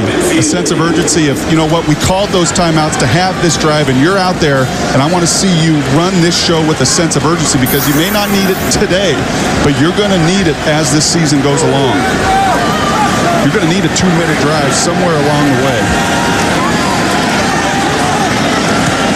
Perfectly executed. Got them to the 35-yard line. Deion Butler makes the catch. 9 seconds to go. And as long as they either get to the sideline or pick up a first down on this next play, they still have enough time to run one more play and get their field goal unit on the field. They're out of timeouts. But if the goal was just to run the 2-minute drill and produce points, they still have a chance to do that. And some nice precision there in that passing, the anticipation with Deion Butler and Darryl Clark on that comeback route. And you're exactly right. You're going to see a very similar route, something to the sidelines without a timeout, either something to the end zone or the sidelines, so you can have that field goal shot if it's incomplete. Clark, again, down the sideline, incomplete. Crowd was looking for an offensive pass interference call. And Deion Butler did have his arms around Mike Holmes. So now it looks like a long field goal attempt for Kevin Kelly. I think Deion Butler was actually tired. He's done a lot of running all over the football field in this first half.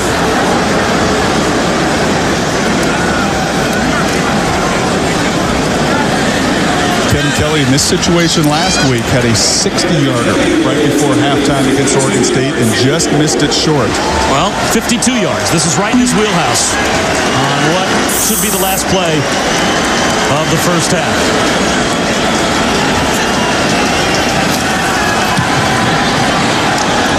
Plenty of leg. Good. From 52 yards away, Kevin Kelly, the senior from Langhorne, Pennsylvania. He's on the Lou Groza watch list. He'll head up that list with a few more kicks like that. And what a first half it was for Penn State. 38-6 here at the Carrier Dome, dominating Syracuse. We'll be joining John Saunders, Craig James, and Doug Flutie in our New York studios for the Cooper Tires Halftime Report. Right after this, you're watching ESPN on ABC. 38-6, and Brock, the scoreboard tells a very accurate picture. Syracuse got nothing going on either side of the ball in the first half. An even more compelling story are these. These stats right here. I don't know where you start. Where you start is that Syracuse was not competitive in any way in that first half. It started very early. Jordan Norwood on a one-on-one opportunity is going to win that time and again, and they did that in the first half. You saw all the plethora of weapons. Everybody got involved for Penn State. You saw 2 quarterbacks. You saw 2 running backs. You saw 4 receivers, and just overmatched. And unfortunately for Syracuse, like I said, just not in any way competitive.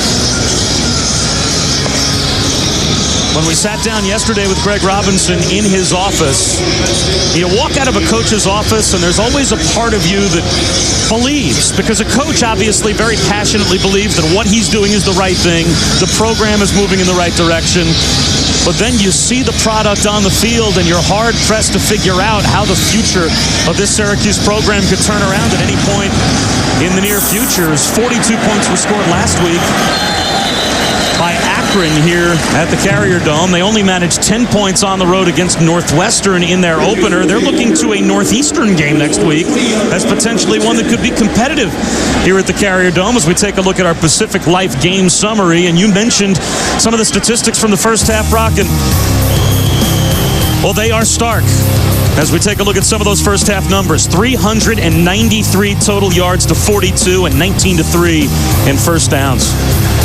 That is about as lopsided as you're going to get. 8 yards per play for Penn State, 1.5 yards for Syracuse. I don't know where you begin coming out of this locker room if you're Syracuse. Well, you begin with Curtis Brinkley for 7 yards up the middle. And I brought up that point of being competitive, that they just weren't competitive. And you referenced the first 2 games. In those first 2 games, they were competitive into the fourth quarter.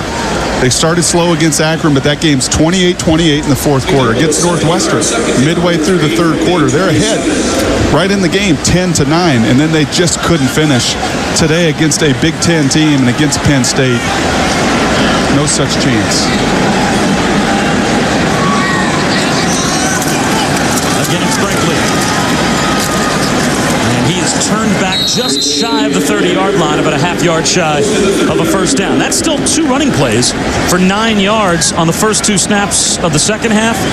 Syracuse had 4 total rushing yards as a team in the first half.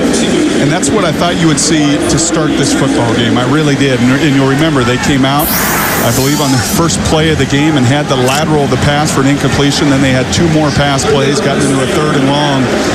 But Penn State has dominated in every phase of this game, and most importantly, physically at the line of scrimmage. 3rd and short, Dantley throws one way out of bounds up the sideline, looking for LeVar Lobdell. So now it's 4th down and about a foot at his own 30-yard line, and the offense will not stay on the field for Syracuse. Here comes the punting unit. So you gain 9 yards on the first 2 plays, and then you throw a very low percentage ball fade route down the field on 3rd and 1. You remember 4th and 1 early in that first half. They did a great job of play action pass, being a little bit innovative. Nothing working for Syracuse today.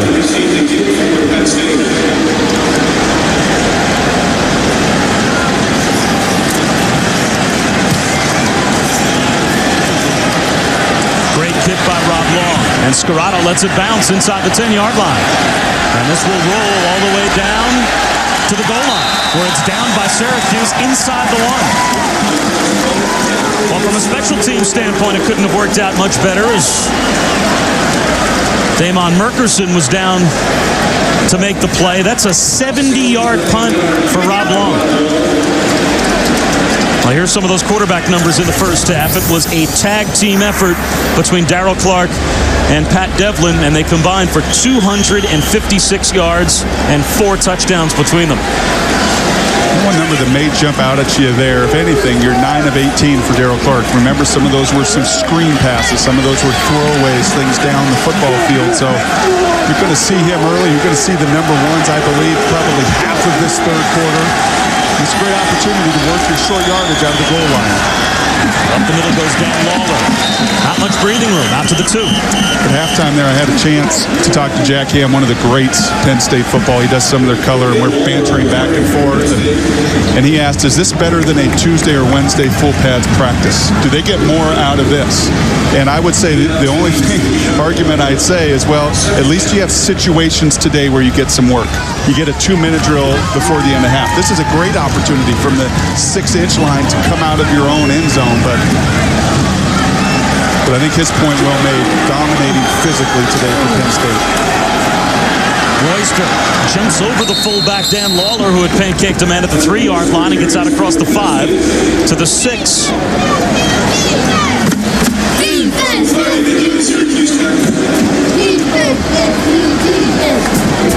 Now to the 6-yard line. 3rd down. Do we have to look at the stats in the first half? 6 of 8 Penn State was, and you'll remember, critical early 3rd downs to keep drives alive. Conversely, Syracuse 0 of 8 in the first half. 3rd down and a long 5, close to 6 for Penn State, and Clark will roll and throw. Has a man, very close to a first down. Chaz Powell made the catch. It all depends on the spot. And it looks like it will be a first down, and that is a very generous spot. 2 yards past the marker, and it looked like he was hit very near the marker originally. So I know there was some second effort, but boy, he reached that ball out a long way. Let's take a look.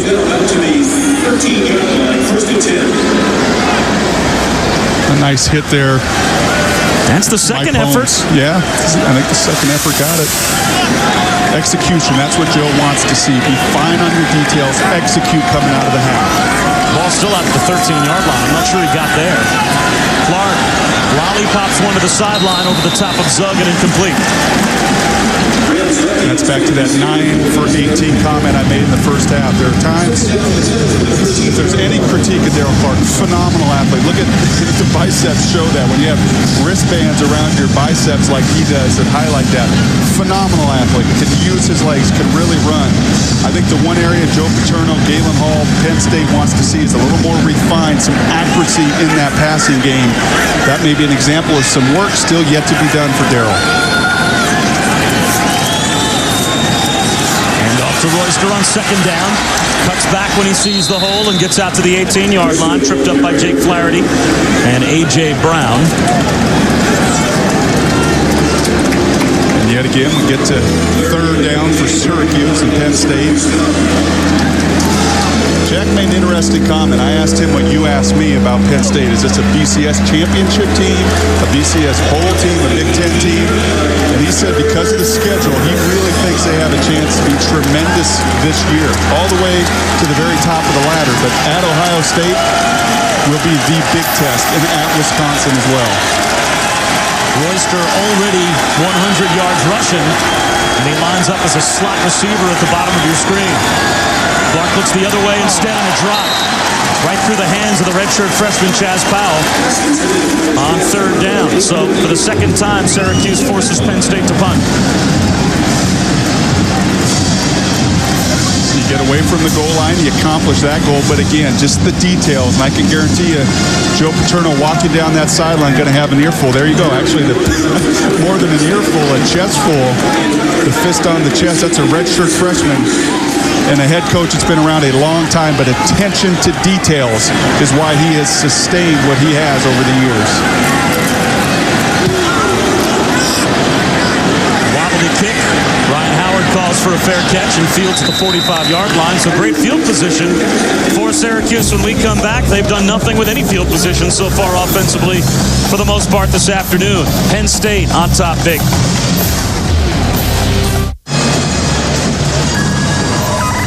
This ESPN production is available on ABC HD. Bob Wischusen and Brock Ewart at the Carrier Dome here in Syracuse. The hometown team back to the offense, but their defense has been on their heels all afternoon. Number 17, Penn State, convincingly on top early in the third quarter. Dantley slants one underneath, and a drop by Grant Mays. A low throw, but the true freshman couldn't hold on. Dantley's pass intended for Grant Mays, incomplete. Second down and 10 from the 45-yard line. Dantley in that first half, I think worth noting, 6 of 15, just 38 yards. And here in the second half, a tough start as well. They're just not getting it going. And the quarterback, as you see on the other side, when you have the help of your friends, a run game, passing game makes that position a whole lot easier to play. Here comes the blitz. Syracuse picks it up, and dragging under the middle is Dante Davis. Ran a long way to pick up 3 yards. Mark Rubin and Drew Astorino brought him down. You haven't seen a lot of blitz out of Penn State. You don't have to. When you can physically control the line of scrimmage as you have, you really don't need to force the issue. Tom Bradley, not a defensive coordinator that is terribly active with lots of innovative blitzes. But Josh Hull there and Curtis Brinkley, a nice little collision in the backfield. I think he just wants to get his helmet orange. I think he wants to hit somebody, Josh Hull. Penn State shows blitz, and now they seem to back off as Josh Hull moves back to his Mike linebacker spot. Play action for Dantley. To the sideline, intercepted. Right into the arms of Drew Astorino at the 38-yard line.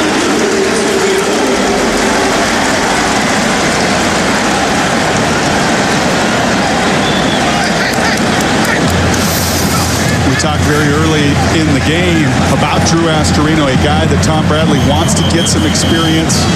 He's going to more than likely replace Anthony Scarrato last year. He does a nice job in that zone, reading that route, reading the eyes.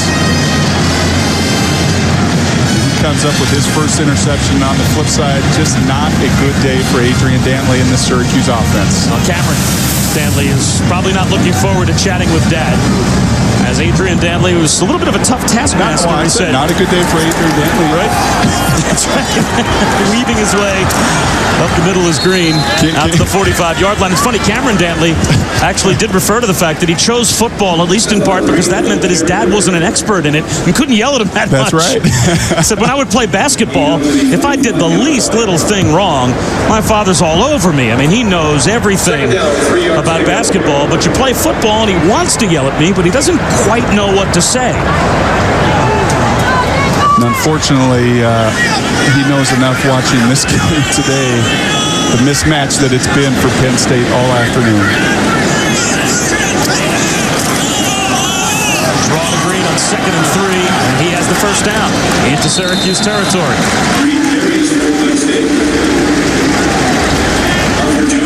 Unfortunately for Cameron Dantley today, it has not gone well, but it was a great week last week for Cameron Dantley's father, Adrian Dantley.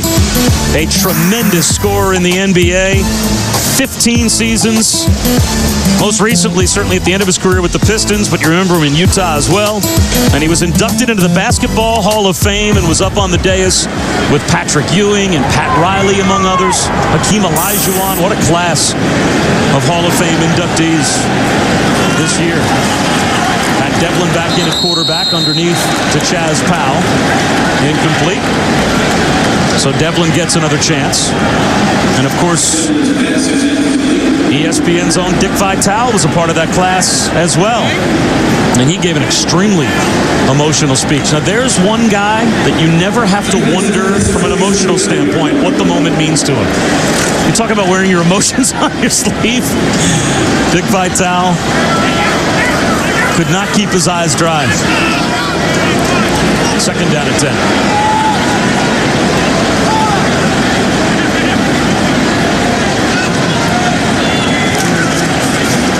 Devlin traps one to Powell, and the wide receiver turned halfback on that play, picks up 3 yards. And speaking of Basketball Hall of Famers, there's one as well. Not only the head coach here at Syracuse, Jim Boeheim, was a heck of a team coming in this year. They have a chance to be pretty good. But also was alongside Mike Krzyzewski on the bench for Team USA in Beijing as the Redeem team brought home the gold medal. And in 2003, with Carmelo Anthony, won the national championship. 3rd down and 7 for Penn State. Devlin right at the first down marker. Powell breaks a tackle, fumbles the football. The extra effort kept the play alive, and then he lost it inside the 20. Penn State recovers. Well, they picked up about 10 extra yards on the fumble.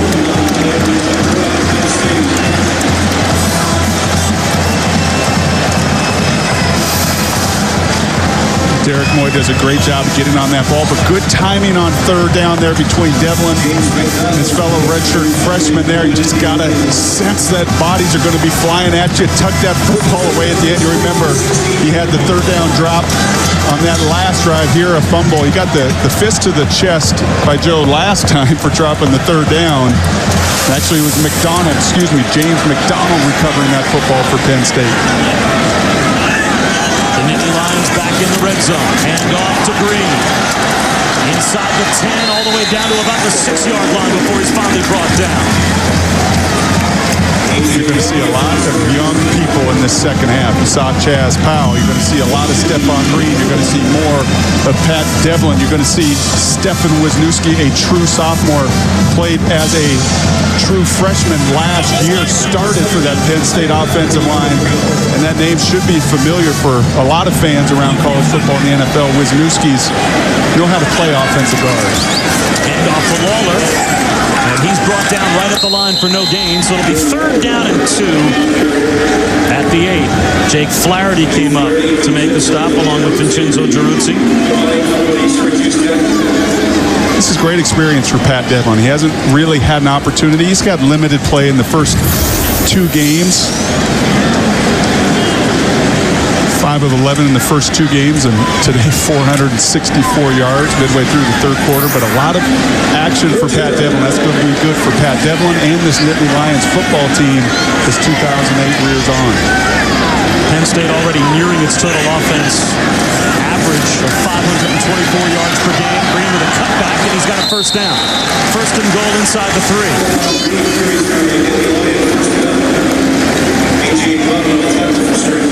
Does a nice job with his feet as well. They really like this young guy, Green. He can really run. In fact, a little more explosive on a 100-yard field than even Evan Royster, but you can see the same kind of feet as Evan. Great lateral quickness. And these touchdowns mean a little bit more on Saturday than they do Tuesday during practice. A pitch out to Green. Walks into the end zone for another Nittany Lions score. And then a flag comes out. Looks like excessive celebration on the part of Stephon Green. as he flipped the football. A little bit less riding on his flip of the football than there was on the flip of the football last week How did I know you in were going to Seattle. How did I know you were going to bring that I'm sure a play that's near and dear to Brock Eward's heart.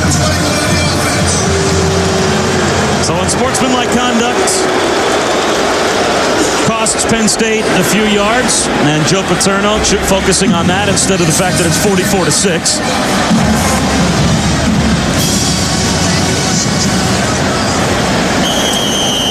They're going to assess that on the kickoff, it looks like, unlike the Husky game last week where it was on that PAT, as you referenced, that they didn't miss and lose to BYU. I think that's the choice of Syracuse. They can have the penalty yardage assessed either on the kickoff or on the point after attempt. So Syracuse opts for the kickoff. Obviously, last week it was the wise move to tack it onto the point after yardage. So Joe Paterno, probably the angriest man in America to be up 45-6. ESPN College Football on ABC. Brought to you by Dr. Pepper. Drink it slow. Doctor's orders. Wrangler, makers of Wrangler 5-star premium denim jeans. And Dodge, introducing the all-new Dodge Journey. If you can dream it, do it. Dodge. Grab life. The always low-calorie options at Dinosaur Barbecue here at Syracuse. Well, the student section emptied out a little while ago at the Carrier Dome. I think that's where they are. They're certainly not at the library. We saw that earlier. 45-6. Number 17, Penn State leading Syracuse. College football presented by Best Buy. And a few stragglers are remaining rather than going home and studying. Apparently, these are the group that don't have the most demanding classes here at Syracuse with a few extra minutes on their hands. Their homework before the game, right. Bob. Give Yes, them some exactly. credit. Sure. 5:19 to go in the third quarter. And Penn State forced to kick off from their own 15-yard line after the unsportsmanlike conduct penalty on Stephon Green. And the kick comes down to Ryan Howard. Out to the 41 before he's brought down. Let's take a look at the excessive celebration call a moment ago as Green scored. A little flip of the ball and a point towards the upper deck, and that warrants a 15-yard penalty. That's horrible. It's horrible. Now, of course, that's spoken like a bitter Washington Husky alum. That is just, based on what happened last week. That is just terrible. Give me a break. It's probably a rule that has to at least be softened or altered, if not changed altogether. And we'll take a closer look at what effect it had on the Washington game last week as Dantley checks down underneath to his tight end Mike Owen. Last week, of course, now, Washington didn't necessarily have to turn around and have the extra point blocked after the unsportsmanlike conduct penalty was whistled, but that warranted a 15-yard penalty. It was tacked onto the point after, and the Huskies, of course, had it blocked and lost the game. And your reaction to the BYU win and that decision by the officials was? Horrible. How about that? I'll use it for both. And I'll explain here after the play. Hogue picks up a yard. I think you have to have an understanding, especially in that Husky game, of the circumstances going around. And I'll relate that back. I'll give an analogy to playing the quarterback position. When you play the position, you have the play called, you run the play, you dial in 1, 2, 3, I'm going to throw here, here, here. The next stratosphere or level or layer is understanding what's going on around you, what the defense is doing. The next layer is what's going on in the game, what's the big picture. I think in that Husky situation, that referee had no concept of what was going on in the magnitude and what the judgment was of that call at that time.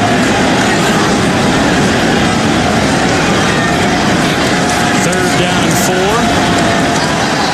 Dantley being chased.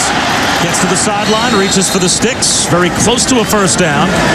And let's check in a BYU update. The synergy there. Here's Matt Weiner. That's right. And this week's BYU game is not going to come down to an extra point. This Verizon Wireless update, Max Hall has thrown 7 touchdown passes this afternoon already, and BYU is in the process of blowing out UCLA. Meanwhile, Georgia's gotten its first touchdown of the day, has taken a 14-7 lead in South Carolina. Tulane leading East Carolina in New Orleans. How about the darlings of college football, Matt, over the past couple of weeks in the college coaching ranks, at least, as it's 4th down and 1. Syracuse will go for it, and it looks like they've got it with Doug Hogue up the middle. Were there 2 more celebrated coaches in college football than Skip Holtz and Rick Neuheisel after their Week 1 and Week 2 performances? UCLA got the win at home over Tennessee, and of course, look at what Skip Holtz and East Carolina have done through the first couple of weeks. If East Carolina loses that game to Tulane, and look what's happening to Rick Neuheisel, it changes quickly. And I think for East Carolina, understanding you're now the 14th ranked team in the country and handling that. Yes, you handled adversity in tough football games, but on the flip side, you have to be able to handle success as well.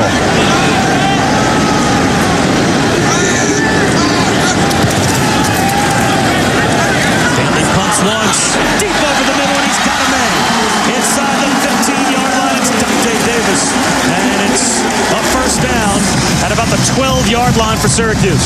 And a nice job there by Dantley of using his eyes, using his arm, influencing that middle of the field safety.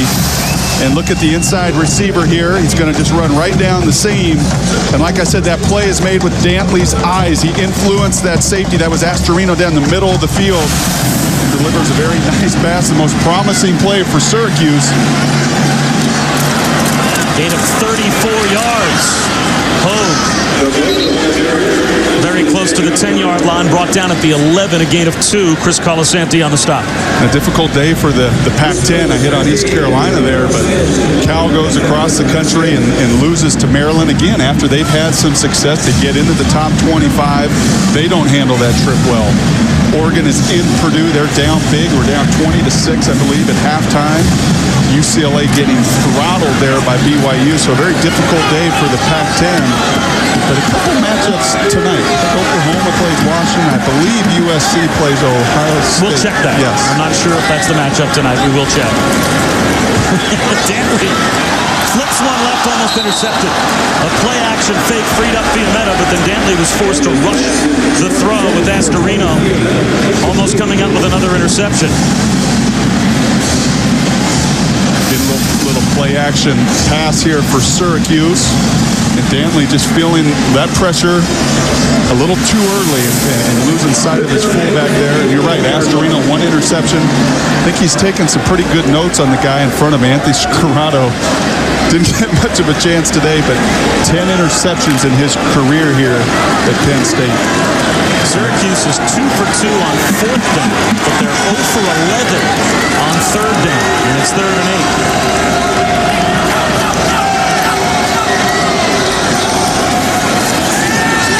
Dantley hit as he releases, and the pass floats wide of Mike Owen. Ali Agbu, just as Dantley was set to release the ball, got him right in the middle of his back. And so now it's 4th down and 8. Greg Robinson made his decision here. He's going to go for it.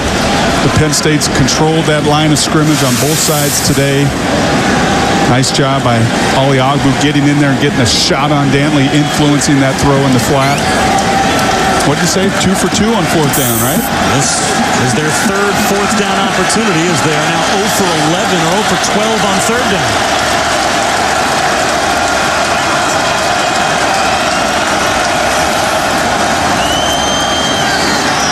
Dantley slings it to the end zone and has a touchdown.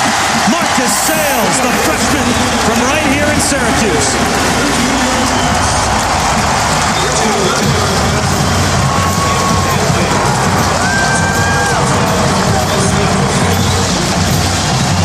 Got a strong arm. Cameron can really zip that football when he has a chance to have some protection in front of him. There's no doubt about it. I shook his hands yesterday. I think one of the best attributes of a quarterback, it makes the throwing of football a whole lot easier when you have gigantic hands, and he's got his dad's hands, some very large hands, and he can put a spiral on that football. Shadle's point after makes it 45-13 with 1:23 to go in the 3rd quarter. Greg Robinson keeps on coaching on that Syracuse sideline. Happy with the touchdown, can't be happy with the score. Okay, is there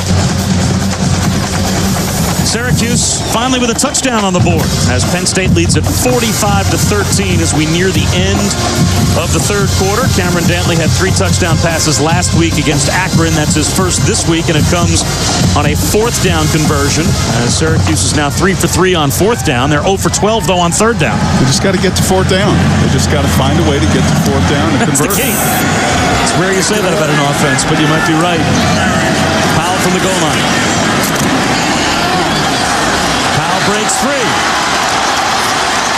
Runs through the kicker. Finally run out of bounds at the 30-yard line. Damon Merkerson saved the touchdown. James Powell's had an eventful third quarter. Making some plays, some little misses, the drop, the fumble, but boy, great athleticism. Again, the case of reloading, a redshirt freshman making plays, running through tackles, great athleticism. And awfully close to a face mask, I'd have to say, at the end of that play. Merkerson got away with one. He definitely grabbed the face mask. And I think you see that often in redshirt freshmen and young guys. You're going to see glimpses of great things. You're going to see fine-tuning some of those details from great film for Chaz Powell to learn from. Trap handoff to Brent Carter. And he picks up about 3 yards. Let's go back to the Syracuse touchdown, though. It's our Best Buy playbook. And a nice job here of protection for Syracuse. You're going to see the route. It's a 3-receiver route for Syracuse. They're going to flood the field side. And what I mean by that, you see the flat, the corner, the little short intermediate route. But Dantley does a nice job of actually getting to his backside receiver, the middle safety there for Penn State. He's influenced by that 3 receivers. Dantley has enough time to come back to Dante Davis on the backside. But protection, a quarterback's best friend. Devlin down the sideline, a little push off, and it worked perfectly for Derek Moy, but he was out of bounds. Incomplete. Well, Moy's only a redshirt freshman, but that looked like a fifth-year senior move. A little hand on the back of Mike Holmes to create some separation. It's intriguing looking at Penn State's backup receivers. You're going to see them here for the remaining 15 minutes. We know enough now about Butler and Norwood and Williams. And they're littler guys. They're 6 foot. They're great athletes. I think you look at Penn State's backups. Derek Moy, he's 6'5". Brett Brackett's 6'5". They've got some bigger receivers. They're going to gain some valuable experience in these final 15 minutes. 3rd down and 7. Devlin rolls. Throws to the outside shoulder on the sideline, incomplete.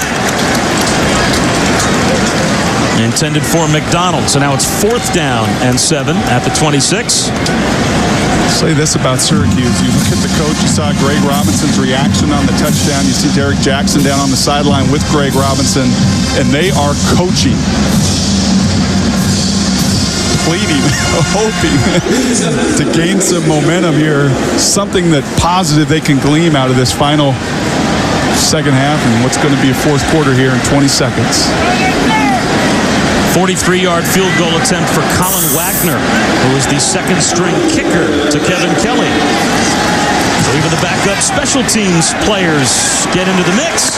And from 43 yards away, Wagner is perfect. 48-13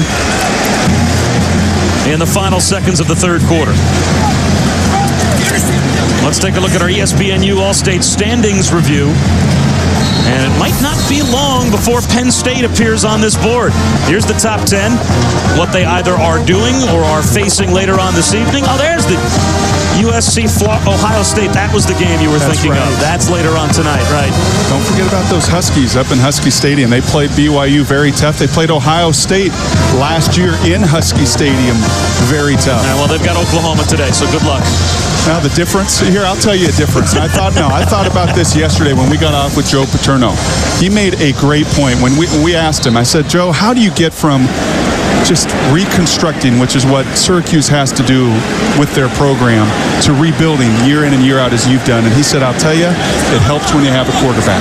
When you have a face that you can build around. When we had Michael Robinson and we could recruit players, these receivers you see here tonight making all these plays, these seniors, they were recruited. And Michael Robinson was a tool to say, you know what? You want to play with this guy? This guy can take us to an Orange Bowl. You can make some plays here at Penn State. Washington has that guy in Jake Locker. It's helped him with the recruiting class last year. It's getting guys around him.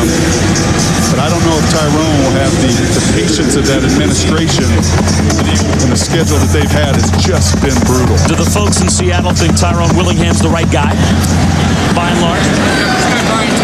Awfully difficult when you're not winning football games. That's certainly what Greg Robinson has happening here as Suter gets out just shy of the 25-yard line. Well, tonight, two teams, certainly each with an eye on the national championship need. It is number 1, hosting number 5 at the Coliseum, Ohio State and USC. Saturday Night Football presented by Southwest Airlines at 8 Eastern right here on ABC. And the last time that a game was won by Ohio State over USC, you have to go back a long ways to the days of Woody Hayes and John McKay, when Ohio State beat USC in the 1974 Rose Bowl behind a sophomore named Archie Griffin. He closed out the scoring with a long touchdown run. The final was 42-21, and that began a collegiate career that would see Griffin win the Heisman the next 2 years consecutively. Tim Tebow will try and pull off that trick this year if he can. Talk about winning big football games. How much pressure tonight on Jim Tressel in that program? Do you think that there's a lot of pressure on Ohio State tonight if they're the road team and they're without Beanie Wells? Or is more pressure on the home team? We'll talk about that in a moment. The fourth quarter is upcoming. Our presentation of college football presented by Best Buy will continue after a message and a word from our ABC station.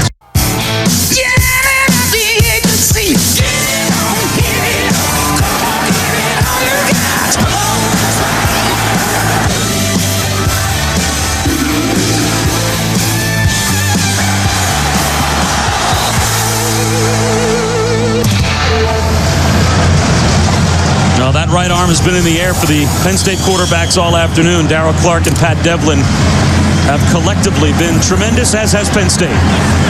Dominant performance, 48-13 as we start the fourth quarter here at Syracuse. The Cuse has the ball. 2nd down and 5. Curtis Brinkley picks up a yard or 2. We went to break talking about the big one tonight at the Coliseum, USC taking on Ohio State. And I wonder who you think, again, has more to lose as we look at the head-to-head combination of matchups. They've combined for 7 wins in the Rose Bowl. USC with a current win streak of 5. Ohio State has not beaten USC since the 1974 Rose Bowl. Well, obviously, USC playing at home and Ohio State without Beanie Wells, I think they have more to lose in that argument. My point being Jim Tressel,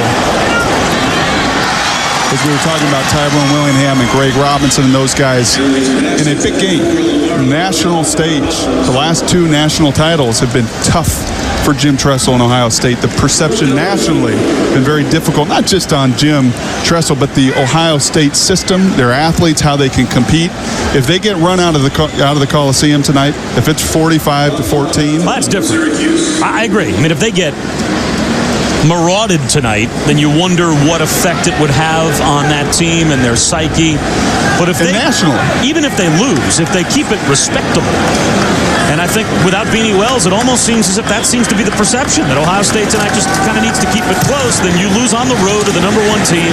You're without your best player, and you will drop a few spots in the polls, probably not outside of the top 10, and still have a very realistic chance if you do your work in your conference to play for a championship. But to me, I think most of the pressure, if not all of it, is squarely on USC. Most think they're the more talented team. They're ranked number 1. They're at home, and the opposition is without their best player. Arguably, unless Beanie Wells pulls a Willis Reed, walks out of the tunnel, which... Or an Ernie Davis. Yeah, you don't want to necessarily rule out of the equation. You know, he is... the game day this morning, watching the guys broadcasting from the parking lot outside of the Coliseum, as we've got a brand new quarterback for Penn State. Cianciolo. Cianciolo joins the fray as Clark and Devlin have both been tremendous. And his first handoff is to Brent Carter, who goes up the middle and grounds out about 9 yards. Mike Mealy went along for the ride and finally brought him down. It'll be very interesting to see how USC performs tonight. And Ohio State, you almost feel like Ohio State can come out and play without that pressure as a team. Play a little loosey-goosey without their best player, knowing that the expectations kind of all shift to USC in that situation. And Jim Tressel will not use that as any crutch or excuse, and there's still a lot of other guys on that football field. This play blown dead at the line. And one of the comments, I think, nationally, we'll let the ref make the call. Prior to the snap, false start, 80 offense, 5-yard penalty, second down. One of the perceptions nationally from those national championship games with Florida LSU is Ohio State doesn't have the athleticism, doesn't have the speed to play with the dynamic people that they faced in the SEC. And we'll get back to this game here in Penn State and in the Big Ten and the athletes that they have offensively. I guarantee you those three receivers, they could play for Florida and LSU. They would start Norwood, Butler, Williams. They would start for those four. They have just as much speed as anybody. And USC tonight has bundles of speed at every position, and that's where I think my eyes will be watching to see if physically, unlike Syracuse today, they could not match in any way, shape, or form the athleticism of Penn State. In a very long, convoluted answer, can Ohio State do that tonight? You wonder. If there's one spot or one collective group where USC is always loaded, it's at those skill positions offensively. It's amazing the talent that they churn out year after year. And Ohio State is probably known a little bit more as the traditional Big Ten. Here comes Beanie Wells running at you kind of a team. And without him tonight is another false start. Snap. False start. 77 offense. 5 yards, still first down. It's a fascinating matchup. And on the heels of that matchup, probably about midway through the third quarter as that game's taking place on ABC, over on ESPN, you could see how Wisconsin, out of the Big Ten, handles a rough atmosphere. I've been to Fresno State. That Fresno State team is good, and this is probably the biggest game on their campus ever. They get Wisconsin ranked in the top 10 coming to their building. Fresno State, of course, coming off of the road win against Rutgers to start the season. They have been very impressive. So that's two top 25 teams tonight at 10:30. Meeting as well on ESPN2. So that'll be a lot of fun to watch how Wisconsin handles that road atmosphere. And don't be deceived, because Fresno State, even though they're in the WAC, I think they have the most talented athletes in the WAC. Pat Hill does a wonderful job of recruiting Central California, getting a great caliber of athlete. Their linebackers run as well as anybody in the country. We saw them go into Rutgers week 1 and really dominate Rutgers physically, and that will be a very hostile environment in Fresno tonight. With Paul Cianciolo in now at quarterback, Darrell Clark and Pat Devlin combining for over 500 yards of total offense now for Penn State. Cianciolo to the air. This will be the 9th attempt of his Penn State career, and he goes up top. And it looked as if Derek Moy stepped out of bounds as the pass was released. So even if he would have caught that ball, it would have been ruled an incompletion. And you could just see watching this game now, and this is nothing against any of these young guys, because they're going to grow into the speed of college football. And as they grow and mature, and there's juniors and seniors, and they develop physically, a lot of these young guys from both sides, they're going to play faster. But that's the thing that jumps out to you. You watch Penn State's dynamic playmakers early. You watch Royster and Williams and Norwood. They play at a different speed and a different gear. You're going to see a lot of high gears tonight in LA. Nothing there. As Parker Canty came through and made a nice play for Syracuse, bringing down Brent Carter. So it's 4th down, and Penn State will punt. Jeremy Boone comes on. He was first team All Big Ten last season. Cianciolo is a nice story there we didn't get into, and we're talking bigger scale, but on my little board here, I like to highlight the guys that are so well do such a great job of being students and athletes. And boy, Paul is as top of the food chain student athlete as you're ever going to get. A.J. Wallace with a nice tackle on special teams. We'll step aside. Syracuse back to the offense. And they are down big. That is a rivalry game, and Mike Tirico and the fellows will have that on Monday night. College football presented by Best Buy here at Syracuse. The Orange have the football back at their own 25-yard line, trailing big to number 17, Penn State. Brinkley shut down at the line, driven back after a gain of a yard. I was shocked to see how much of an underdog the odds makers thought that the Eagles would be. Even in spite of the fact the game is in Dallas, they were tremendous last week in their opener. And taking a look at some other NFL storylines, the Patriots, of course, tomorrow against the Jets at the Meadowlands. Matt Castle's not only his first NFL start, his first collegiate start, it's his first start since he played in high school in California in 1999, and the Ravens-Texans game has officially been postponed as Hurricane Ike has flooded out Houston. So that game will be played at a later date, second down and 9. Bentley punts once, under pressure, escapes the rush, and pays the price eventually, close to a first down. Tracked down by Chris Colasanti. And speaking of Donovan McNabb, how good could he be on Monday night against the Dallas Cowboys? He was pretty good when he played here. 77 career touchdown passes at Syracuse. The 44 is a very known number in the running back lineage here at Syracuse, but that number 5 in the mid-90s was as good as anybody playing the game. It's tough to see this program from where they were with him. And again, that's my thought of building around a quarterback and what Donovan was able to do here and be the face of Syracuse football. Brinkley up the middle for a first down for Syracuse. It's the first time today that Syracuse has converted on third down. They were 0 for 12 before that.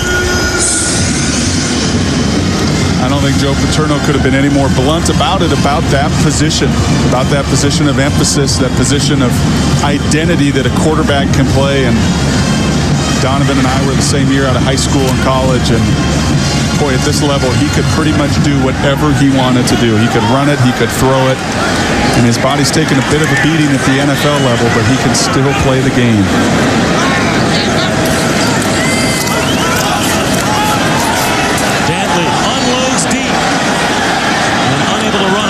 Marcus Sales. Tomorrow, the chase for the NASCAR Sprint Cup begins at New Hampshire.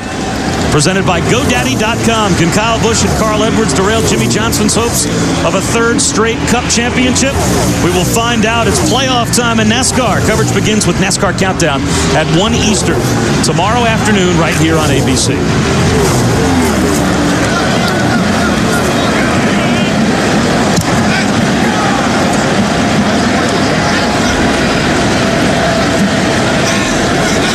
Second down and 10. A little flip to Brinkley.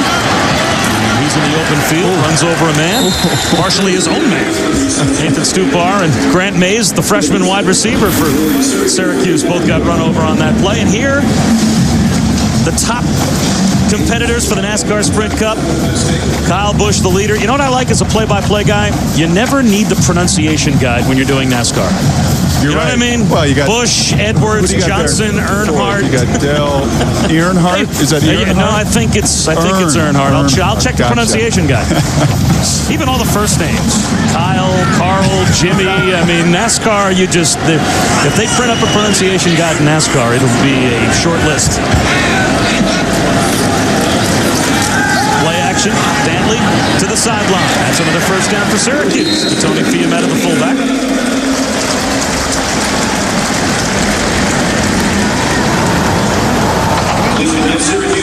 Kind of curious there. The fan may be wondering why the bigfog.com little blower there on the sidelines, but when this place was full and rocking, it was humid in here today.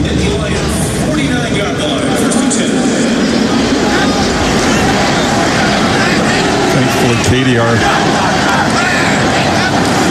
assistant up here got us a fan because I was hurting. I got to be honest with you, Bob. I was hurting up here in the booth for a while. That's kind of the prima donna quarterback thing, that you just can't play hurt.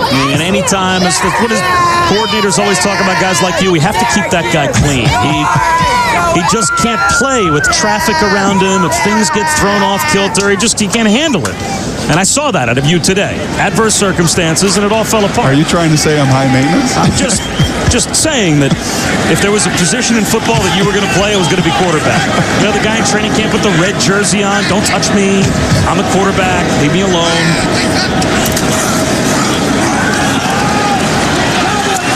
Does a nice job stepping up in the pocket and buying himself some extra time, but as he leaned into that throw, it sailed on him over the head of Sales.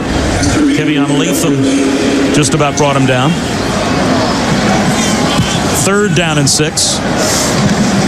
And Joe Paterno, you want to talk about a small world? And we'll tell you an interesting story coming up about who Joe Paterno has in his coaching lineage from when he was an athlete. One of the most famous football coaching names once coached Joe Paterno, but didn't coach him in football. Can we give an Affleck 2 question? That'd be a good one. Who was Joe Paterno's college basketball coach at Brown? As Dantley goes up the seam, it's tipped and almost intercepted. Intended for Ben Maljevic. Well, here's a look at the team picture for Brown, and it's Weeb Eubanks, who was the freshman basketball coach at Brown for Joe Paterno. How about that? Wow. And he told us a story as now the Syracuse Orange are going to go for it on 4th down and 6. It's been their best down of the day. Incomplete. So Syracuse turns it over on downs, but we'll talk about this when we come back. Joe Paterno told us a story not only about Weeb Eubank being his coach, about also who he had to cover in a one-on-one guard matchup. You won't believe it. ESPN College Football on ABC. Brought to you by Best Buy. You happier. Nissan, passionate about performance and proud sponsor of the Heisman Trophy.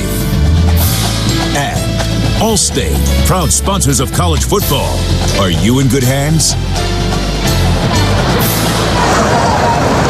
It's been a long day for the Syracuse Orange and a long few seasons, unfortunately, under Greg Robinson, as they are about to collectively fall to 7-31 with Robinson as the head coach. And of the previous 30 losses, 15 have been by 3 or more touchdowns, and it looks like it'll be a 16th today as Brandon Beecham, the freshman from Youngstown, Ohio, made the stop. And we talked about not only Joe Paterno playing basketball at Brown for Weeb Eubank, but early, as he told us in his career, Brock, they had a game against Boston College. So Weeb Eubank said, the other team's got a pretty good point guard. His last name's Kuzi. What do you think? Joe Paterno said, I can guard him. Put me on him. No problem. He says, I go out there, I'm playing Bob Cousy, or rather Holy Cross, pardon me, and Bob Cousy, I think he said he dropped 12 points on him in the first 2 minutes. And Paterno said, I think I did a pretty good job guarding him. That was a great story. But how about that? Joe Paterno and Bob Cousy are going against each other, and Weeb Eubank is coaching from the sideline Joe Paterno's team. Talk about a small world of legendary figures in their respective sports. And Joe Paterno remembered not only the 12 points that Bob Cousy scored against him, but literally how every basket was scored. His mind, what he remembers, it is amazing. Yeah, they ask in these college football media guides, a lot of times they ask the players different questions, and who would you want to go to dinner with? If you could pick 3 people in the history to go to dinner with. If you're a college football fan, you got to have Joe Paterno on that list. He has an encyclopedia in history. It's stories. Zianciolo downfield has a man, and it's James McDonald. What, 6 decades? 7? I mean, his history is simply amazing. And now we'll get back to, so I can give some love to Paul Cianciola. I told you before we went to break, a great student athlete. He epitomizes a student athlete. How about a 3.93 GPA? A degree, already has his degree in finance. He's in the school of getting his MBA. he's everything right, in my opinion, of college sports. A guy that's, been a backup in his career. And he'll give one to Chaz Powell. Powell is brought down by the jersey on the far side for about a 4-yard loss by Andrew Lewis. He's the guy that you would want to come work in your office. I mean, just a stellar kid and just done a great job of handling his business off the football field. No, he's a smart player for you to give some love to, because there's a very good chance that inside of the next 5 to 10 years we'll be working for him. Very possible. 517 yards of total offense today for Penn State, which is just about on their average. They average 524 yards per game, which put them 15th in the nation coming into today. And they're actually below their season scoring average so far this year. They're averaging 55.5 points per game, and their defense allowing only 12 points per game before this afternoon. So their defense is right on the mark, but their offense is about a touchdown behind. And we still got 3 minutes and 20 seconds. And remember, 393 yards at the half. Nearly 400 yards of offense with their playmakers in the first half. Evan Royster ran for 100 yards before departing. And he has averaged over 100 yards per game now through the first 3 weeks. Cianciolo tries to escape the rush to the near side. Incomplete. Now it's 4th down at 11. Mikhail Marinovich pressured the quarterback, the younger brother of Todd Marinovich. Played quarterback at USC and then with the Raiders. And the Nittany Lions are going to go for it. You probably have a problem with them going for it too here. Well, I would say with 2 minutes and 55 seconds to go in the 4th quarter, unless this is a running play where you're handing the ball back to Syracuse, I wonder the need. Cianciolo will throw. To the sideline, has a man breaking free. It's Moore. Touchdown, Penn State.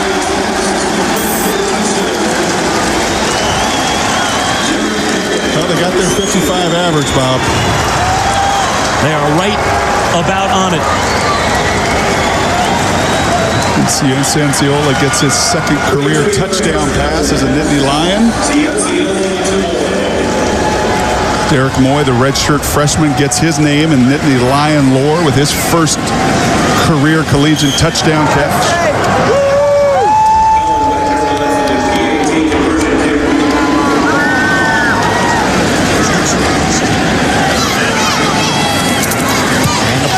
Puts Penn State right on their average with 55 points against Syracuse. 3 different quarterbacks today for Penn State have thrown touchdown passes here at the Carrier Dome.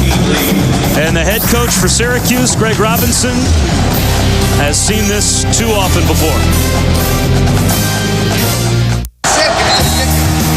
Let's take a look at our Pacific Life game summary, and it has been all Penn State this afternoon. It began with Darrell Clark throwing touchdowns. Pat Devlin would come on and find Dion Butler. Devlin would do it again. Jordan Norwood with the second of his 2 scores. 113 receiving yards for Norwood. Butler went over 100 yards with a couple of touchdowns as well. And, well, the score on the scoreboard is indicative of the difference between where these two programs, Brock Eward, are at. 55-13, Penn State on top of Syracuse.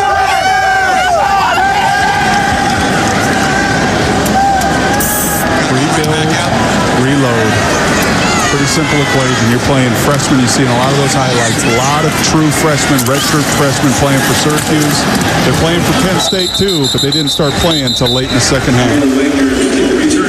The Nittany Lions ranked 17th in the nation, sure to rise in the polls based on this afternoon's performance here at the Carrier Dome. A 55-13 lead with 2:43 to go. Brent Musburger and Kirk Herbstreit will have the call tonight at the Coliseum at 8 Eastern.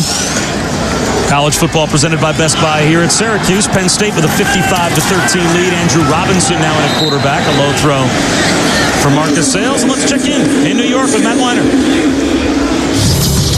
All right, SportsCenter right now is presented by Vizio. And speaking of that game, there's the man of the hour, Chris Beanie Wells, wearing his jersey and walking around the Coliseum floor, and in a light jog even. But according to his coach, Jim Tressel, he will not play tonight. We'll find out for sure at 8 Eastern time on ABC. Matt, it does add a little bit more intrigue to the start of that game as Robinson takes off. And the intrigue here in Syracuse certainly has to do with the future of Greg Robinson, something we were talking about a moment ago, Brock. And you mentioned rebuild versus reload, and I guess the problem that Syracuse fans have with the terminology is that they feel as if they've been rebuilding since the coach was hired. And that has he gotten the players here that are necessary to rebuild with? They're not seeing it on the field. So when do you start to see the fruits of that labor or decide, you know what, this is not working, and you have to go in a different direction? Well, one of the comments that I heard Greg Robinson say and reiterate to us and reading the papers this week, he says, we're going to turn the corner. I just don't know when. We're going to be a good defense. I just don't know when. And he also understands that this guy spent 14 years in the NFL. And he was honest with us yesterday in his office. He said, I understand. I get it. I know what this business is all about, and what the bottom line is all about is winning. I understand that. Robinson slats one incomplete on 4th down. So again, Syracuse will turn it over on downs with 2:09 to go. And his energy today, he is certainly trying. He feels like, and he really believed that when he said that to us yesterday. He felt like last year was rock bottom. He felt like that team just didn't respond. And he just does not see that out of these young kids. He really believes they've hit bottom and they're on their way up. Unfortunately, afternoons like today don't showcase that. Maybe the practice field does, the meeting rooms does, the weight room does. But in a bottom line business, when it's played on between the goal lines here, you've got to produce. Hand off to the fullback, Joe Suey, and he's brought down after a 2-yard gain. But when you talk to Greg Robinson, you don't doubt his passion. You don't doubt his enthusiasm and his commitment and any of the things that you're looking for out of a head coach. I mean, if you dropped out of the sky and didn't know what the history was of the last 4 years that he's been at Syracuse, you would say, you know, this guy comes across to me, if I were interviewing him, as a coach I'd want to have on my staff and maybe be the head coach. But then you look at the performance, and as you said, it's a performance-driven business, and they're about to fall to 7-31 collectively in his years here, and they've won 2 Big East games in 3+ years. And just, in my eyes, you cannot reiterate enough the difference of playing with 18 and 19-year-old kids versus 22 and 23-year-old men. It's a different game. And you look at this roster and you watch this afternoon, and you saw that show itself physically on the line of scrimmage, plays down the football field. You know, I joked a little bit, and I said, Penn State, yeah, we've seen their redshirt freshmen. We have in the 3rd and 4th quarter. You've seen redshirt freshmen and true freshmen for Syracuse from the very tip, and that makes it very, very difficult to physically match up and perform. Well, he said last year they had 24 seniors on the team, and 17 of the 24 didn't start. So that goes to show you how he is trying to reload with young players, but you wonder how long he will be given to do the reload process. Well, it's time to give you today's Chevrolet Players of the Game. And on the offensive side for Penn State, Dion Butler, 7 catches for 110 yards and a couple of touchdowns. And there was not much today to point to for Syracuse, but Patrick Shadle made 2 long field goals. So in recognition of their efforts, Chevrolet will make a $1,000 contribution to each university's General Scholarship Fund. Look out, Bobby Ingram. Dion Butler's coming from you. 167 catches, number 1 in school history. Dion and company are coming. And Penn State might be coming. It might be on alert to the rest of the Big Ten based on the first 3 weeks and the improvement that Penn State made last season. They've got a quarterback in Darryl Clark. They've got great wide receivers. This could be a special year for the Nittany Lions. Again, our final score, Penn State wins it 55-13. For Brock Ewart, I'm Bob Wischusen saying so long for Syracuse. Now let's join John Saunders, Craig James, and Doug Flutie in our New York studios. Guys?